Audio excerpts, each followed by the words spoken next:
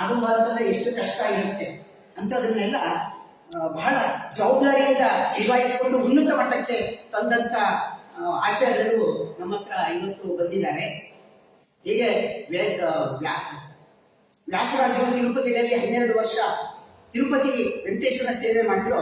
ಈ ಆಚಾರ್ಯರು ಕೂಡ ಮೈಸೂರಿನ ವೆಂಕಟೇಶ್ವರನ ಹಾಗೆ ಅಷ್ಟೇ ಶ್ರದ್ಧಾ ಭಕ್ತಿಯಿಂದ ಸೇವೆ ಮಾಡಿ ಉನ್ನತ ಮಟ್ಟಕ್ಕೆ ಏರಿಸಿದ್ದಾರೆ. ಇವರ ಇಬ್ರು ಗಂಡು ಮಕ್ಕಳು ಕೂಡ ಆಚಾರ್ಯರ ಹಾದಿಯನ್ನೇ ಬೆಳೆಸಿ ಈಗ ಹೊಳೆನರಸೀಪುರದಲ್ಲಿ ಉನ್ನತ ವಿದ್ಯಾಭ್ಯಾಸಕ್ಕೋಸ್ಕರ ಅಲ್ಲಿ ಬಿಟ್ಟಿದ್ದಾರೆ. ಅವರು ಇವಾಗಲೇ ಅನೇಕ ಕಡೆ ಸ್ಪರ್ಧೆಗಳಲ್ಲಿ ಗೋಲ್ಡ್ ಮೆಡಲ್ ಅಂತ ತಂದಿದ್ದಾರೆ. ಕಾಶಿನಲ್ಲಿ ವಿಶ್ವವಿದ್ಯಾಲಯ ಎಲ್ಲ ಉತ್ತರ ಭಾರತದಲ್ಲಿ ಜಾಸ್ತಿ ಅಂತಲ್ಲೆಲ್ಲ ಹೋಗಿ ಸ್ಪರ್ಧೆಗಳಲ್ಲೆಲ್ಲ ಭಾಗವಹಿಸಿ ಗೋಲ್ಡ್ ಮೆಡಲ್ ಎಲ್ಲ ತಂದು ನಮ್ಮ ಉತ್ತರಾದಿ ವರ್ಗದ ಪಾಲಕರಿಗೆ ಅರ್ಪಣೆ ಮಾಡಲಿ ಅಷ್ಟು ಕಾತುರರಾಗಿರ್ತಾರೆ ಅನ್ನಕ್ಕೆಲ್ಲ ಬಹಳ ಸಂತೋಷ ಆಗುತ್ತೆ. ಕೊನೆಯದಾಗಿ ಹೇಳಬೇಕು ಅಂತಂದ್ರೆ ಒಂದೇ ಒಂದು ವಿಚಾರ ಅಂದ್ರೆ ಉತ್ತರಾದಿ ಮಠದ ಸುಧಾಮಂಗಳ ಎಲ್ಲಿ ನಡೆಯುತ್ತೆ ಅಲ್ಲೆಲ್ಲ ಆಚಾರ್ಯರು ಪರೀಕ್ಷಕರಾಗಿ ಇರ್ತಾರೆ. ವಿದ್ಯಾರ್ಥಿಗಳಿಗೆ ಪ್ರಶ್ನೆ ಕೇಳುದು, ಅವ್ರು ಏನು ಓದಿದ್ದಾರೆ, ಎಷ್ಟು ಮಟ್ಟಿಗೆ ತಮ್ಮಲ್ಲಿ ಅದನ್ನ ಅಳವಡಿಸಿಕೊಂಡಿದ್ದಾರೆ, ತಮ್ಮ ಜ್ಞಾಪಕ ಶಕ್ತಿನಲ್ಲಿ ಅದೆಷ್ಟು ಇಟ್ಕೊಂಡಿದ್ದಾರೆ ಅದನ್ನೆಲ್ಲ ಕೇಳುವಂತ ವಿಭಾಗದಲ್ಲಿ ನಮ್ಮೂರಿನವರು ಒಬ್ಬ ಆಚಾರ್ಯರು ಆ ಪಂಕ್ತಿ ಒಳಗಿರ್ತಾರಲ್ಲ ಅನ್ನೋದೇ ನಮ್ಗೆ ತುಂಬಾ ಸಂತೋಷ ಆಗುತ್ತೆ. ಹೀಗೆ ಹೇಳ್ತಾ ಹೋದ್ರೆ ಉದ್ದ ಬಟ್ಟಿನೇ ಬೆಳೀತಾ ಹೋಗುತ್ತೆ. ಹಾಗಾಗಿ ಸದ್ಯಕ್ಕೆ ಸಾಕು ಅಂತ ಇನ್ನ ಆಚಾರ್ಯರಿಗೆ ತಮ್ಮ ಎಲ್ಲ ಭಕ್ತವೃಂದ ಪರವಾಗಿ ಮತ್ತೊಮ್ಮೆ ಸ್ವಾಗತ ಕೋರ್ತಾ ಭಾಗವತ ಶ್ರವಣ ಮಾಡಲು ಬಂದಂತ ತಮ್ಮೆಲ್ಲ ಆಸ್ತಿಕ ಬಂಧುಗಳಿಗೂ ಕೂಡ ಸ್ವಾಗತವನ್ನ ಕೋರ್ತಾ ಇನ್ನ ಆಚಾರ್ಯರಿಗೆ ತಮ್ಮ ಉಪನ್ಯಾಸ ಪ್ರಾರಂಭ ಮಾಡಿ ಅಂತ ಅನುವು ಮಾಡಿಕೊಡ್ತಾ ಇದ್ದೀನಿ. ಹರೇ ಶ್ರೀ ಹರೇ ಶ್ರೀ ಶ್ರೀ ಗುರುಭ್ಯೋ ನಮಃ. ಹರಿ ಓಂ. ಜಯತಿ ಹರಿರಚಿತ್ಯ ಸರ್ವದೇವೈಕವಂದ್ಯಃ ಪರಮ ಗುರುರಭೀಷ್ಟಾವಾಪ್ತಿಗ ಸಜ್ಜನಾನಾಂ ನಿಖಿಲ ಗುಣಗಣಾರ್ಣೋ ನಿತ್ಯ ನಿರ್ಮುಕ್ತ ದೋಷಃ ಸರಸಿಜ ನಯನೋऽಸೌ ಶ್ರೀಪತಿರ್ಮಾನದೋ ನಃ ಜನ್ಮಾದ್ಯಸ್ಯ ಯತೋऽನ್ವಯಾದಿತರತಶ್ಚಾರ್ಥೇಷ್ವಭಿಜ್ಞಸ್ವರಾಟ್ ತೇನೇ ಬ್ರಹ್ಮಹೃದಾಯ ಆದಿಕವಯೇ ಮುಹ್ಯಂತಿ ಯಂ ಸೂರಯಃ ತೇಜೋ ವಾರಿಮೃದಾಂ ಯಥಾ ವಿನಿಮಯೋ ಯತ್ರ ತ್ರಿಸರ್ಗೋ ಮೃಷಾ ಧಾಮ್ನಾ ಸ್ವೇನ ಸದಾ ನಿರಸ್ತಕುಹಕಂ ಸತ್ಯಂ ಪರಂ ಧೀಮಹಿ. ನಮೋऽस्तु ತಾತ್ವಿಕಾ ದೇವಾಃ ವಿಷ್ಣುಭಕ್ತಿಪರಾಯಣಾಃ ಧರ್ಮಮಾರ್ಗೇ ಪ್ರೇರಯन्तु ಭವಂತಃ ಸರ್ವ ಏವ ಹಿ. ನೌಮಿನ್ಯಾಯ ಸುಧಾದಿಕೃಚ್ಯಯಮುನಿ ಶ್ರೀಪಾದರಾಟ್ಸನ್ಮಣಿ ವ್ಯಾಸಾರ್ಯಾಂ ವಿವಿಧಾಗಮಬ್ಧಿವಿಹರಾಂ ಶ್ರೀವಾದಿರಾಜಾನಪಿ ವಂದೇಹಂ ಸವರಾಂ ರಘೂತ್ತಮ ಗುರೂನ್ ವೈದಗ್ಧ್ಯವಾರಾಂ ನಿಧಿ ಶ್ರೀ ಸತ್ಯಮುಗತ ರಾಘವೇಂದ್ರ ಮುನಿಪಾಂ ಸತ್ಬೋಧ ಸತ್ಯಾನಪಾಂ ಸತ್ಯಾಭಿಜ್ಞಕರಾಬ್ಜೋತ್ಥಾಂ ಪಂಚಾಶತ್ ವರ್ಷ ಪೂಜನಾಂ ಸತ್ಯ ಪ್ರಮೋದ ತೀರ್ಥಾರ್ಯಾಂ ನೌಮಿನ್ಯಾಯ ಸುಧಾರತಾಂ ಶಾಸ್ತ್ರೇಷು ಪಾರದೃಶ್ವಾನಂ ಶಾಸ್ತ್ರಜ್ಞೇಷು ಚ ವತ್ಸಲಂ ದೀನಭಕ್ತೋದ್ಧಾರಕರಂ ಸತ್ಯಾತ್ಮಾನಂ ಗುರುಂ ಭಜೆ. ವಿದ್ಯಾಪೀಠ ವಿಧಾತಾರಂ ವಿದ್ಯಾವಾರಿಧಿಚಂದಿರಂ ವಿದ್ಯಾರ್ಥಿವತ್ಸಲಂ ವಂದೇ ಮಹಾಮಹಿಮ ಸದ್ಗುರುಂ. ಆಪಾದಮೌಲಿಪರ್ಯಂತಂ ಗುರುಣಾಂ ಆಕೃತಿಂ ಸ್ಮರೇತ್ ತೇನ ವಿಘ್ನಾಃ ಪ್ರಣಶ್ಯಂತಿ ಸಿದ್ಧ್ಯಂತಿ ಚ ಮನೋರಥಾಃ. ಶ್ರೀ ಗುರುಭ್ಯೋ ನಮಃ. ಹರಿ ಓಂ. ಹರಿ ಓಂ. ಹರಿ ಓಂ. ನಾಮಂ ಕರ್ತಾ ಹರಿಕರ್ತಾ ತತ್ಪೂಜಾ ಕರ್ಮ ಚಾಖಿಲಂ ತಥಾಪಿ ಮತ್ಕೃತಾ ಪೂಜಾ ತತ್ಪ್ರಸಾದೇನ ನಾನ್ಯಥಾ. ಸ್ವಸ್ತ್ಯಸ್ತು.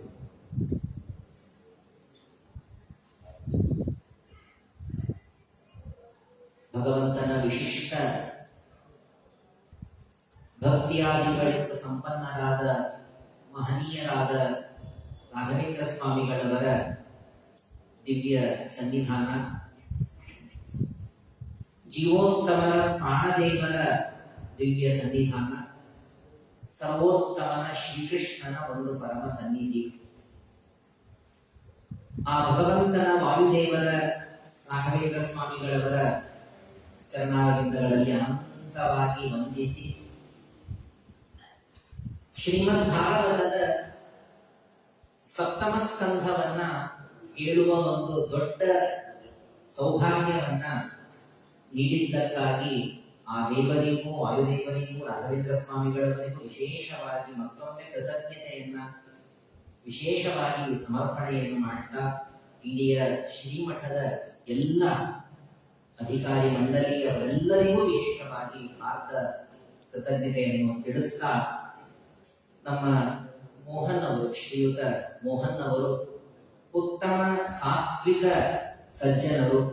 ನಿರಂತರ ಪ್ರಾಯಃ ಅವರನ್ನ ಒಂದು ಧ್ಯಾನ ಶ್ಲೋಕ ಇರುತ್ತದೆ, ದೇವರನ್ನ ಕೃಷ್ಣನನ್ನು ಧ್ಯಾನ ಮಾಡಬೇಕು ಅಂತಂದ್ರೆ ಧ್ಯಾಯೇನ್ ಮಣಿ ನಿಭಂ ಅಂತೆಲ್ಲ ಹೇಳ್ತಿರ್ತಾರೆ. ಹಾಗೆ ನಮ್ಮ ಮೋಹನ್ ಅವರನ್ನು ನಾವು ಮನಸ್ಸಿಗೆ ತಂದುಕೊಳ್ಳೋದು ಅವರ ಕೈಯಲ್ಲಿ ಒಂದು ಪುಸ್ತಕ, ಒಂದು ಪಾರಾಯಣ, ಒಂದು ದೇವರ ಕೆಲಸ, ಈ ರೀತಿಯಾಗಿ ಅಷ್ಟು ದೇವರ ಕಾರ್ಯಗಳನ್ನು ಮಾಡುವಂತಹ ಅತ್ಯಂತ ಉತ್ತಮ ಸಜ್ಜನರು. ಶ್ರೀಮದ್ ಭಾಗವತದ ಸಪ್ತಮ ಸ್ಕಂಧವನ್ನು ಹೇಳಬೇಕು ಅಂತನ್ನುವ ಒಂದು ಅವಕಾಶವನ್ನು ಅವರು ನೀಡಿದ್ದಕ್ಕಾಗಿ ಅವರಿಗೆ ವಿಶೇಷವಾಗಿ ಕೃತಜ್ಞತೆಯನ್ನು ತಿಳಿಸ್ತಾ, ನಮ್ಮ ಸ್ವರೂಪೋದ್ಧಾರದ ಗುರುಗಳ ಆಚಾರ್ಯರ ಅಂತರ್ಯಾಮಿ ಎಲ್ಲ ಗೋದೇವತಾಂತರಿಗಳ ಭಾರತೀಯ ಮುಖ್ಯ ಪ್ರಾಣಾಂತರದ ಪರಮಾತ್ಮನ ಪ್ರೀತಿಯನ್ನ ಅಪೇಕ್ಷಿಸ್ತಾ, ಪರಿಚಯವನ್ನ ಮಾಡುವಾಗ ಒಂದು ಪರಿಚಯ ನಾವೆಲ್ಲರೂ ನಮ್ಮ ಬಗ್ಗೆ ಹೇಳ್ಕೊಳ್ಬೇಕಾಗುತ್ತೆ. ಉಳಿದೆಲ್ಲ ಪರಿಚಯ ಅದು ವಾಸ್ತವ ಪರಿಚಯವಲ್ಲ. ವಾಸ್ತವ ಪರಿಚಯ ಅಂತಂದ್ರೆ ಚಯ, ಚೀ ಚಯನೆ ಧಾತು. ಚಯ ಅಂದ್ರೆ ಆರಿಸಿಕೊಳ್ಬೇಕಾದ ಯಾವುದು ನಮ್ಮಲ್ಲಿ ಇರಬೇಕಾದದ್ದು, ಯಾವುದನ್ನು ನಾವು ಮಾಡಬೇಕಾದದ್ದು, ಇದು ನಮ್ಮ ಪರಿಚಯ ಅಂತ ನಾವು ಆರಿಸ್ಕೊಳ್ಬೇಕಾದದ್ದು ಯಾವುದು ಅಂತಂದ್ರೆ ಭಗವಂತನ ಅಪರೋಕ್ಷ ಜ್ಞಾನದ, ಭಗವಂತನ ಕೃಪೆಯನ್ನು ಅಪೇಕ್ಷಿಸ್ತಾ ಇದ್ದೇನೆ ಅನ್ನೋದು ನಮ್ಮ ಪರಿಚಯ. ಎಲ್ಲರಿಗೂ ನಾವೆಲ್ಲ ಭಗವದ್ ಭಕ್ತರು, ನಾವೆಲ್ಲರೂ ವಾಯುದೇವರ ಭಕ್ತರು, ನಾವೆಲ್ಲರೂ ರಾಘವೇಂದ್ರ ಸ್ವಾಮಿಗಳವರ ಭಕ್ತರು. ಇದು ಹರಿಭಕ್ತಿ ಗುರುಭಕ್ತಿಯನ್ನ ನಾವು ಕಿಂಚಿತ್ತಾಗಿ ಪಡೆದಿದ್ದೇವೆ, ಹೆಚ್ಚಾಗಿ ಪಡೆಯಬೇಕು ಅನ್ನುವ ಅಪೇಕ್ಷೆ ಇದೆ. ಇದು ನಮ್ಮ ಎಲ್ಲರ ಪರಿಚಯ. ಸಾಮಾನ್ಯವಾಗಿ ನಮ್ಮೆಲ್ಲರ ಇದು ಪ್ರಧಾನವಾದ ಪರಿಚಯ, ಇರಬೇಕಾದ ಪರಿಚಯ. ಆರಿಸಿ ನಮ್ಮ ಬಗ್ಗೆ ನಾವು ಹೇಳಿಕೊಳ್ಳಬೇಕಾಗುತ್ತೆ. ನಾವೆಲ್ಲ ವಿಷ್ಣು ಭಕ್ತರು. ಹಾಗಂತ ಭಕ್ತಿಯನ್ನು ಬಹಳ ಇಲ್ಲ, ಭಕ್ತಿ ಅಲ್ಪದಲ್ಲೂ ಅಲ್ಪ ಇದೆ, ಆದ್ರೆ ಹೆಚ್ಚು ಬರಬೇಕು ಅನ್ನುವ ಅಪೇಕ್ಷೆ ಮಾತ್ರ ಇದೆ. ಇದು ಪ್ರಧಾನವಾದಂತಹ ಒಂದು ಪರಿಚಯ. ಇದೇ ಪ್ರಧಾನವಾಗಿ ಪರಿಚಯ ಆಗಬೇಕಾದಂತಹ ಅನೇಕ ಮಾತುಗಳನ್ನು ಹೇಳಿದ್ರು, ಕೇವಲ ಅಭಿಮಾನದಿಂದ ಮಾತ್ರ ಅವರು ಹೇಳಿದ್ದಾರೆ. ಸಪ್ತಮ ಸ್ಕಂದ ಶ್ರೀಮದ್ ಭಾಗವತವನ್ನ 3 ದಿನಗಳಲ್ಲಿ ಹೇಳುವ ಪ್ರಯತ್ನವನ್ನು ಮಾಡ್ತೇನೆ. ಬಹಳ ದೊಡ್ಡ ಸ್ಕಂಧ ನಿಜವಾಗಲೂ ಸಪ್ತಮ ಸ್ಕಂದ. ಬಹಳ ಆಳವಾದ ಅನೇಕ ವಿಚಾರಗಳು ಕೂಡ ಇದರಲ್ಲಿ ಇದೆ. ಆದರೂ ಸಪ್ತಮ ಸ್ಕಂಧ ಅಂತಂದ ಕೂಡಲೇ ನಮಗೆ ಗಮನಕ್ಕೆ ಬರೋದು ಅಂತಂದ್ರೆ ನರಸಿಂಹದೇವರ ಚರಿತ್ರೆ. ಹಾಗಾಗಿ ಸಪ್ತಮ ಸ್ಕಂಧ ಈಸ್ ಈಕ್ವಲ್ ಟು ನರಸಿಂಹ ಚರಿತ್ರೆ ಅನ್ನುವಂತೆಯೇ ಇದೆ. ಒಂದರ್ಥದಲ್ಲಿ ವಾಸ್ತವ. ಯಾಕೆ ಅಂದ್ರೆ ಪ್ರಧಾನ ಭಾಗ ನರಸಿಂಹದೇವರ ಚರಿತ್ರೆಯೇ ಇದರಲ್ಲಿ ಇದೆ. ಆದ್ದರಿಂದಾಗಿ ಸಪ್ತಮ ಸ್ಕಂಧದ ಬಹುಭಾಗ ಇದೆ ವಿಷಯ ತುಂಬಿಕೊಂಡದ್ದರಿಂದಾಗಿ ನಾವು ಅದರ ಸಮಾನ ಅನ್ನುವಂತೆ ನಾವು ತಿಳಿತೇವೆ. ಇದಲ್ಲದೆ ಅನೇಕ ವಿಚಾರಗಳು ಇದರಲ್ಲಿ ಇದೆ. ಸಪ್ತಮ ಸ್ಕಂಧದಲ್ಲಿ ಪ್ರಧಾನವಾಗಿ ನಾವು 2 ವಿಚಾರಗಳನ್ನು ನಾವು ಕಾಣುವಂತಹ, ಒಂದು ನರಸಿಂಹದೇವರ ಚರಿತ್ರೆ, ಅದರಲ್ಲೇ ಸೇರಿಕೊಳ್ಳುವಂತಹದ್ದು ಪ್ರಹ್ಲಾದರಾಜರ ಚರಿತ್ರೆ ಇತ್ಯಾದಿ. ಎರಡನೆಯದು ವರ್ಣಾಶ್ರಮ ಧರ್ಮಗಳನ್ನ ಇದರಲ್ಲಿ ತಿಳಿಸಿಕೊಟ್ಟಿದೆ. ಬಹಳ ಚೆನ್ನಾಗಿ ಇದೆ. ಇದರಲ್ಲಿ 3 ಭಾಗ ಮಾಡಿಕೊಂಡರೆ ಮೊದಲು 10 ಅಧ್ಯಾಯ, ಸುಮಾರು 15 ಅಧ್ಯಾಯದ ಸ್ಕಂಧ ಇದೆ. 15 ಅಧ್ಯಾಯದ ಸ್ಕಂಧದಲ್ಲಿ ಮೊದಲು 10 ಅಧ್ಯಾಯ ನರಸಿಂಹಾವತಾರಕ್ಕೆ ಹೆಚ್ಚು ಸಂಬಂಧ ಕೊಡುವಂತಹ, ಕೊನೆಯ 5 ಅಧ್ಯಾಯ ಅಂದ್ರೆ 1/3 ಇದು ವರ್ಣಾಶ್ರಮ ಧರ್ಮಗಳ ಬಗ್ಗೆ. ಅಂದ್ರೆ ಅದು ಒಂದು ಪ್ರಾಮಿನೆಂಟ್ ಆದ ಒಂದು ಭಾಗನೆ. ಆದ್ದರಿಂದ ಪ್ರಾಯಃ ಕೇಳುವ ಸಂದರ್ಭ ಇರೋದಿಲ್ಲ. ನರಸಿಂಹದೇವ ಅವತಾರ ಹೆಚ್ಚಾಗಿ ಕೇಳಲಿಕ್ಕಾಗುತ್ತೆ. ಈ ನರಸಿಂಹಾವತಾರವನ್ನಾದರೂ ಹೇಳುವ ಸಂದರ್ಭ ಯಾಕೆ ಬಂತು? ಷಷ್ಠ ಸ್ಕಂಧದಿಂದ ಪ್ರಶ್ನೆ ಹುಟ್ಟಿಕೊಂಡಿದೆ ಪರೀಕ್ಷಿತನಿಗೆ. ಷಷ್ಠ ಸ್ಕಂಧದ ಒಂದು ವಿಚಾರವನ್ನ ಪರೀಕ್ಷಿತನಿಗೆ ಶುಕಾಚಾರ್ಯರು ಹೇಳಿದಾಗ ಅದರ ಮೇಲೆ ಹುಟ್ಟಿಕೊಂಡ ಪ್ರಶ್ನೆ, ಆ ಪ್ರಶ್ನೆಯ ಆ ಆಕ್ಷೇಪಕ್ಕೆ ಉತ್ತರ ಕೊಡುವುದಕ್ಕಾಗಿ ಹೊರಟ ಶುಕಾಚಾರ್ಯರು ನರಸಿಂಹಾವತಾರವನ್ನ ಹೇಳಿಬಿಟ್ರು. ಆ ನಂತರದಲ್ಲಿ ಅದೇ ಸಂದರ್ಭದಲ್ಲಿ ಮುಂದೆ ವರ್ಣಾಶ್ರಮ ಧರ್ಮಗಳನ್ನೆಲ್ಲ ನಾವು ಕೇಳ್ತೀವಿ. ಪ್ರಶ್ನೆ ಏನು ಹುಟ್ಟಿತ್ತು 6ನೇ ಸ್ಕಂಧದಲ್ಲಿ. 6ನೇ ಸ್ಕಂಧದಲ್ಲಿ, ಹಿಂದಿನ ಸ್ಕಂಧದಲ್ಲಿ ನಾವೆಲ್ಲ ಕೇಳಿಸಿದ 6ನೇ ಸ್ಕಂಧದಲ್ಲಿ ವಿಶ್ವರೂಪಾಚಾರ್ಯರನ್ನ ಇಂದ್ರ ತಾನು ಸಂಹರಿಸ್ತಾನೆ. ವೃತ್ರಾಸುರನನ್ನು ಭಗವಂತ ತಾನು ಸಂಹಾರ ಮಾಡುವುದಕ್ಕೆ ಇಂದ್ರನಿಗೆ ಸಹಾಯ ಮಾಡ್ತಾನೆ. ಈ ಎಲ್ಲ ಪ್ರಸಂಗಗಳು 6ನೇ ಸ್ಕಂಧದಲ್ಲಿ ಬಂದವು. ಭಗವಂತ ವೃತ್ರಾಸುರನನ್ನು ಸಂಹಾರ ಮಾಡುವುದಕ್ಕಾಗಿ ತಾನು ತೇಜೋ ರೂಪದಿಂದ ಆ ವಜ್ರಾಯುಧದಲ್ಲಿ ಪ್ರವಿಷ್ಟನಾಗಿ ವೃತ್ರಾಸುರನನ್ನು ಸಂಹಾರ ಮಾಡುವಾಗ ಪರಮಾತ್ಮ ಏನು ತಾನು ದೇವತೆಗಳ ಪಕ್ಷವನ್ನು ವಹಿಸಿದ, ಅಲ್ಲಿ ಪರೀಕ್ಷಿತನಿಗೆ ಒಂದು ಪ್ರಶ್ನೆ ಬಂತು. ಸಮಪ್ರಿಯ ಸಹೃದ್ ಬ್ರಹ್ಮನ್ ಭೂತಾನಾಂ ಭಗವಾನ್ ಸ್ವಯಂ ಇಂದ್ರಸ್ಯಾರ್ಥೆ ಕಥಂ ದೈತ್ಯಾನ್ ಅವಧಿ ವಿಷಮೋ ಯಥಾ. ಪರಮಾತ್ಮ ಇವನು ಸಮಾನ. ಶಾಸ್ತ್ರದಲ್ಲಿ ದೇವರಿಗೆ ಸಮ ಅಂತನ್ನುವುದಾಗಿ ಕೊಂಡಾಡಿದ್ದು ಇದೆ. ಪರಮಾತ್ಮ ಸಮ, ಪ್ರಿಯ, ಎಲ್ಲವೂ ದೇವರಿಗೆ ಪ್ರಿಯವೇ. ಅವನು ಅನಿಮಿತ್ತ ಉಪಕಾರಿ ಸಹೃದ್, ಅಂತಹ ಭೂತಾನ ಎಲ್ಲರಿಗೂ ಉಪಕಾರ ಮಾಡುವಂತವನು, ಎಲ್ಲರಿಗೆ ಪ್ರಿಯನಾಗುತ್ತವನು, ಎಲ್ಲರಿಗೆ ಸಮಾನನಾಗುತ್ತವನು. ಈಗೆಲ್ಲ ಶಾಸ್ತ್ರದಲ್ಲಿ ದೇವರ ಬಗ್ಗೆ ನಾವು ಗುಣಗಳನ್ನ ಕೇಳುತ್ತೀವಿ. ಆದ್ರೆ ದೇವರು ನಡೆದದ್ದು ನೋಡಿದರೆ ಮಾತ್ರ ನನಗೆ ಪ್ರಶ್ನೆ ಬರ್ತಾ ಇದೆ, ದೇವರ ಬಗ್ಗೆನೇ ನನಗೆ ಆಕ್ಷೇಪ ಬರ್ತಾ ಇದೆ. ದೇವರು ಸಮಾನ ಅಲ್ವಲ್ಲ. ಯಾಕೆಂದ್ರೆ ದೇವತೆಗಳಿಗಾಗಿ ತಾನು ದೈತ್ಯರನ್ನು ಕೊಂದ. ಹಾಗಾದ್ರೆ ದೇವತೆಗಳ ಪಕ್ಷವನ್ನು ವಹಿಸಿದ, ದೈತ್ಯರನ್ನು ದ್ವೇಷ ಮಾಡಿದ. ದೈತ್ಯರಿಗೆ ಸೋಲು ಬರುವಂತೆ, ದೇವತೆಗಳಿಗೆ ಗೆಲುವು ಬರುವಂತೆ ವೃತ್ರಾಸುರನನ್ನ ಸಂಹಾರ ಮಾಡಿಸಿದಂತಹ ದೇವರು, ಸಂಹಾರ ಮಾಡುವುದನ್ನು ತಾವು ಸೇರಿಕೊಂಡಂತಹ ದೇವರು. ಹಾಗಾದ್ರೆ ಪರಮಾತ್ಮ ಇವರು ಎಲ್ಲಿಂದ ಸಮನಾದ ಅಂತ ದೇವರ ಬಗ್ಗೆ ಒಂದು ವೈಷಮ್ಯದ ಆಶಂಕೆ ಬಂತು. ಒಂದು ದೊಡ್ಡ ದೇವರ ಮೇಲೆ ಒಂದು ಆಪಾದನೆ ಬಂತು. ಇದರಿಂದ ಆರಂಭವಾಗುವುದು ಸಪ್ತಮ ಸ್ಕಂಧ. ಈ ಆಪಾದನೆ, ಒಂದು ಶಂಕೆ, ಅದಕ್ಕೆ ಉತ್ತರ ಕೊಡುವುದಕ್ಕೆ ಶುಕಾಚಾರ್ಯರು ಹೊರಡುತ್ತಾರೆ. ಆ ಉತ್ತರ ಕೊಡುವಾಗ ಮೊದಲಿಗೆ ಕೇವಲ ಒಂದು ಸಂಕ್ಷೇಪವಾಗಿ ತಿಳಿದುಕೊಳ್ಳೋಣ ಈ ಪ್ರಶ್ನೆಯ ಉತ್ತರವನ್ನ. ಉತ್ತರದಲ್ಲೇ ಹೇಗೆ ನರಸಿಂಹಾವತಾರ ಬಂತು ಅನ್ನುವುದನ್ನು ಸಂಕ್ಷೇಪವಾಗಿ ತಿಳಿದುಬಿಟ್ಟು ಆಮೇಲೆ ವಿಸ್ತಾರವಾಗಿ ಆ ಎಲ್ಲ ವಿಷಯವನ್ನ ಕೇಳಿ ತಿಳಿಯುವ ಪ್ರಯತ್ನವನ್ನು ಮಾಡೋಣ. ಸಮಯ ಅಲ್ಪ, ತಿಳಿದದ್ದು ಅಲ್ಪ, ಅದರಿಂದ ಸಹಜವಾಗಿ ಹೇಳೋದು ಅಲ್ಪವಾಗಿ ಆಗುತ್ತೆ. 3 ದಿನದಲ್ಲಿ ಹೇಳೋ ಪ್ರಯತ್ನವನ್ನು ಮಾಡಿ. ಶುಕಾಚಾರ್ಯರು ಉತ್ತರವನ್ನು ಕೊಡುತ್ತಾರೆ. ಭಗವಂತ ತಾನು ಸಮನೇ, ಪರಮಾತ್ಮ ವಿಷಮನಲ್ಲ. ಯಾಕೆ ಪರಮಾತ್ಮ ದೇವತೆಗಳ ಪಕ್ಷ ವಹಿಸಿದರೂ ಸಮಾನನಲ್ಲ ಅಂದರೆ ಭಗವಂತನಲ್ಲಿ ಮೊದಲನೇದು ಸ್ವಯಂ ದೋಷ ಯಾವುದೂ ಇಲ್ಲ. ಇನ್ನ ಬೇರೆ ಬೇರೆ ಗುಣಗಳಿಂದ ದೋಷ ಬರಬೇಕು, ರಜೋಗುಣ ತಮೋ ಗುಣಗಳಿಂದ. ಆ ತರಹ ಗುಣಗಳೂ ದೇವರಲ್ಲಿ ಇಲ್ಲ. ಆದ್ದರಿಂದ ಯಾವ ದೋಷಗಳೂ ದೇವರಲ್ಲಿ ಇರದೇ ಇದ್ದದ್ದರಿಂದ ಕರ್ಮಕ್ಕೆ ತಕ್ಕಂತೆ, ಯೋಗ್ಯತೆಗೆ ತಕ್ಕಂತೆ ಫಲವನ್ನ ನೀಡುವಂತಹ ಭಗವಂತ ಇವನು ಸಮಾನನೇ. ಅಲ್ಲಿ ಇಬ್ರು ಜೀವರು ಇದ್ದಾರೆ ಹಿರಣ್ಯ ಕಶಿಪುವಿನಲ್ಲಿ.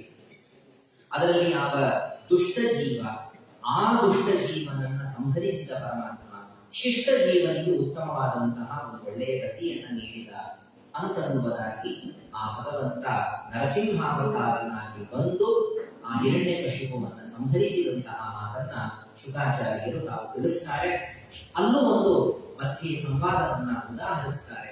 ಹಿಂದೆ ಇದೇ ತರಹದ ಪ್ರಶ್ನೆಯನ್ನ ಯುಧಿಷ್ಠಿರ ತಾನು ನಾರದರಿಗೆ ಕೇಳಿದ್ದ. ಅಲ್ಲೂ ಇದೇ ತರಹದ ಸಂದರ್ಭ. ರಾಜಸೂಯ ಯಾಗ ನಡೀತಾ ಇದೆ. ರಾಜಸೂಯ ಯಾಗವೆಲ್ಲ ನಡೆದಂತಹ ಸಂದರ್ಭದಲ್ಲಿ ಅಲ್ಲಿ ಯಾರಿಗೆ ಮೊದಲು ಪೂಜೆಯನ್ನ ಮಾಡಬೇಕು ಅನ್ನುವಂತಹ ಪ್ರಶ್ನೆ ಬಂತು. ಮೊದಲು ಪೂಜೆಯನ್ನ ಯಾರಿಗೆ ಮಾಡಬೇಕು ಅಂತ ಪ್ರಶ್ನೆ ಮಾಡಿದಾಗ ಭೀಷ್ಮಾಚಾರ್ಯರು ಉತ್ತರ ಕೊಡುತ್ತಾರೆ, ಕೃಷ್ಣನಿಗೆ ಮೊದಲು ಪೂಜೆಯನ್ನ ಮಾಡಿ ಬೇಕಂತೆ ಹೇಳ್ತಾರೆ. ಕೃಷ್ಣನಿಗೆ ಮೊದಲು ಪೂಜೆಯನ್ನ ಮಾಡಿ ಅಂತ ಕೂಡಲೇ ಕೃಷ್ಣನಿಗೆ ಪೂಜೆಗೆ ಸಿದ್ಧ ಮಾಡಿಕೊಂಡ ಯುಧಿಷ್ಠಿರ ಶಿಶುಪಾಲ ಎದ್ದು ನಿಂತು ನಿಂದೆ ಮಾಡಲಿಕ್ಕೆ ಆರಂಭವನ್ನು ಮಾಡ್ತಾನೆ. ತುಂಬಾ ಬೈದ, ಬಹಳಷ್ಟು ನಿಂದೆಯನ್ನು ಮಾಡಿದಾಗ ಆಗ ಶ್ರೀಕೃಷ್ಣ ಪರಮಾತ್ಮ ಚಕ್ರವನ್ನು ತೆಗೆದುಕೊಂಡು ಶಿಶುಪಾಲನ ಸಂಹಾರ ಮಾಡಿದ. ಶಿಶುಪಾಲನ ಸಂಹಾರ ಮಾಡಿದಾಗ ಆ ಶಿಶುಪಾಲ ಜೀವ ಭಗವಂತನಲ್ಲಿ ಹೋಗಿ ಸೇರಿಕೊಂಡ. ಯುಧಿಷ್ಠಿರ ನೋಡ್ತಾ ಇದ್ದಾನೆ, ಪ್ರಶ್ನಿಸ್ತಾನೆ, ಏನ್ ಸ್ವಾಮಿ ನಾರದರೇ ಇದು? ದೇವರನ್ನ ಆರಭ್ಯ ಕಲಭಾಷಣ, ಅವನಿಗೆ ಬಾಯಿ ಮಾತು ಬಂದಾಗಿನಿಂದ ಅವನ ಅಮ್ಮ ಅಪ್ಪ ಅಂದನೋ ಇಲ್ಲೋ ಗೊತ್ತಿಲ್ಲ, ಕೃಷ್ಣನನ್ನು ಬೈಲಿಕ್ಕೆ ಆರಂಭ ಮಾಡಿದ. ಆರಭ್ಯ ಕಲಭಾಷಣ, ಅವನು ಕೃಷ್ಣನನ್ನ ನಿಂದೆ ಮಾಡಿದವನು.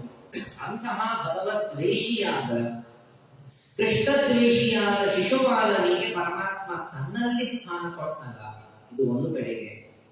ಅದೇ ಭಗವಂತನ ದ್ವೇಷ ಮಾಡಿದವನು ವೇನ ಇದ್ದ. ವೇನ, ಅಂಗ ಮಹಾರಾಜನ ಮಗ ವೇನ, ಪರಮನೀಚ ಅವನು. ಅವನಿಗೆ ಪರಮಾತ್ಮ ತಮಸ್ಸನ್ನು ಕೊಟ್ಟ. ಭಗವದ್ವೇಷವನ್ನೇ ಮಾಡಿದ ಇಬ್ಬರಿಗೆ ಒಂದೇ ತರಹ ಫಲ ಕೊಡಬೇಕಲ್ಲ. ವೇನನಿಗೆ ತಮಸ್ಸು ಕೊಟ್ಟ, ಶಿಶುಪಾಲನಿಗೆ ತನ್ನಲ್ಲಿ ಸ್ಥಾನ ಕೊಟ್ಟ. ಇದೇನ್ ದೇವರು ಯಾಕೆ ಹೀಗೆ ವೈಷಮ್ಯ ಮಾಡ್ತಾನೆ, ಪಕ್ಷಪಾತ ಮಾಡ್ತಾನೆ, ಪಾರ್ಶಿಯಾಲಿಟಿ ಮಾಡ್ತಾನೆ, ಒಬ್ಬರಿಗೊಂದು ಮಾಡ್ತಾನೆ ಮತ್ತೊಬ್ಬರಿಗೆ ಒಂದು ಮಾಡ್ತಾನೆ, ಯಾಕೆ ಹೀಗೆ ಮಾಡ್ತಾನೆ ಅಂತ ಯುಧಿಷ್ಠಿರನು ಇದೇ ತರಹದ ಪ್ರಶ್ನೆಯನ್ನ, ಯಾವ ಪ್ರಶ್ನೆಯನ್ನ ಪರೀಕ್ಷಿತ ಕೇಳಿದ. ಭಗವಂತನ ಬಗ್ಗೆ ದೇವರು ಪಕ್ಷಪಾತ ಮಾಡಿದಂತೆ ಕಾಣಿಸ್ತಾ ಇದೆ. ಅವನು ವಿಷಮನಲ್ವಾ, ಅವನು ಸಮಾನ ಅಂತ ಶಾಸ್ತ್ರದಲ್ಲಿ ಹೇಳುತ್ತಾರೆ. ಇದು ಹೇಗೆ ಸಮಾನ ಆದ ಅವನು ಎಂಬ ಪರೀಕ್ಷಿತನ ಪ್ರಶ್ನೆಗೆ ತಕ್ಕಂತೆ ಯುಧಿಷ್ಠಿರನೂ ಕೂಡ ಅವತ್ತು ಆ ಸಭೆಯಲ್ಲಿ ನಾರದನಿಗೆ ಮಾಡಿದ್ದ. ಆಗ ಅವರು ಕೊಟ್ಟಂತಹ ಏನು ಉತ್ತರವೋ ಅದನ್ನೇ ನಾನು ನಿನಗೆ ಕೊಡ್ತೀನಿ ಅಂತ ಪರೀಕ್ಷಿತ ಮಹಾರಾಜನಿಗೆ ಶುಕ್ರಾಚಾರ್ಯರು ಹೇಳ್ತಾರೆ. ಶಿಶುಪಾಲ ಅಂತಂದ್ರೆ ಒಬ್ಬ ಜೀವ ಅನ್ನ ಇಬ್ಬರಿದ್ದಾರೆ. ಎಲ್ಲ ಈ ರಹಸ್ಯಗಳು, ಶಾಸ್ತ್ರದ ರಹಸ್ಯಗಳು, ಆ ಎಲ್ಲ ರಹಸ್ಯಗಳನ್ನ ತೆಗೆದು ಇಡುತ್ತಾರೆ ನಾರದರು ಇವನು ಯುಧಿಷ್ಠಿರನ ಮುಂದೆ. ಹೇಳ್ತಾರೆ, ಅಲ್ಲಿ ಇಬ್ಬರು ಜೀವನಿದ್ದಾರೆ. ಒಬ್ಬ ದುಷ್ಟ ಜೀವ, ಆ ದುಷ್ಟ ಜೀವನಿಗೆ ಪರಮಾತ್ಮ ತಮಸ್ಸನ್ನೇ ಕೊಟ್ಟಿದ್ದಾನೆ. ಅದರಲ್ಲಿ ಯಾವ ಸಾತ್ವಿಕ ಜೀವನೋ ಆ ಸಾತ್ವಿಕ ಜೀವನಿಗೆ ಪರಮಾತ್ಮ ತನ್ನಲ್ಲಿ ಸ್ಥಾನ ಕೊಟ್ಟ. ಅವನೇ ಜಯ, ಭಗವಂತನ ದ್ವಾರಪಾಲಕ. ಈ ಜಯ ಇವನು ಯಾಕೆ ಹೀಗೆ ಶಿಶುಪಾಲನಾಗಿ ಹುಟ್ಟಿದ ಅನ್ನುವ ಪ್ರಶ್ನೆ ಬಂದಿದ್ದಕ್ಕಾಗಿ ಅವರ ಹಿಂದಿನ ಕಥೆಯನ್ನ ಹೇಳ್ತಾರೆ. ಅವರು ಸನಕಾದಿಗಳ ಶಾಪದಿಂದ 3 ಸಲ ಭೂಮಿಯಲ್ಲಿ ಹುಟ್ಟುಹೋಗುವುದು. ಸನಕಾದಿಗಳನ್ನ ಅವರು ಹಿಂದೆ ವೈಕುಂಠಕ್ಕೆ ಪರಮಾತ್ಮರನ್ನು ಕಾಣಬೇಕು ಅಂತ ಹೋಗಿರ್ತಾರೆ. ಇತ್ಯಾದಿಯ ಎಲ್ಲ ಮಾತುಗಳನ್ನು ಹೇಳಿ ಅದರಿಂದಲೇನೆ ಅವರ ಮೊದಲನೇ ಅವತಾರವೇ ಹಿರಣ್ಯಕಶಿಪು, ಹಿರಣ್ಯಾಕ್ಷ ಎಂದು ಭೂಮಿಯಲ್ಲಿ ಹುಟ್ಟುವಂತಹದ್ದು.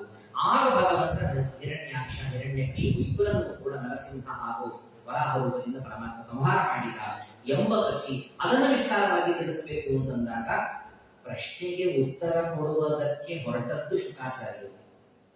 ನರಸಿಂಹಾವತಾರದ ಹಿಂಕಥಿ, ಇದು ಸಪ್ತಮ ಸ್ಕಂಧ, ಇದು ಯಾಕೆ ಬಂತು, ಸಪ್ತಮ ಸ್ಕಂಧ ಹೇಗೆ ಹೊರಟಿದೆ, ಏನ್ ಹೇಳಿ ಹೊರಟಿದೆ ಅಂತನ್ನುವುದನ್ನ ಒಂದು ಸಂಕ್ಷೇಪವಾಗಿ ಮನಸ್ಸನ್ನು ತಂದುಕೊಳ್ಳೋಣ.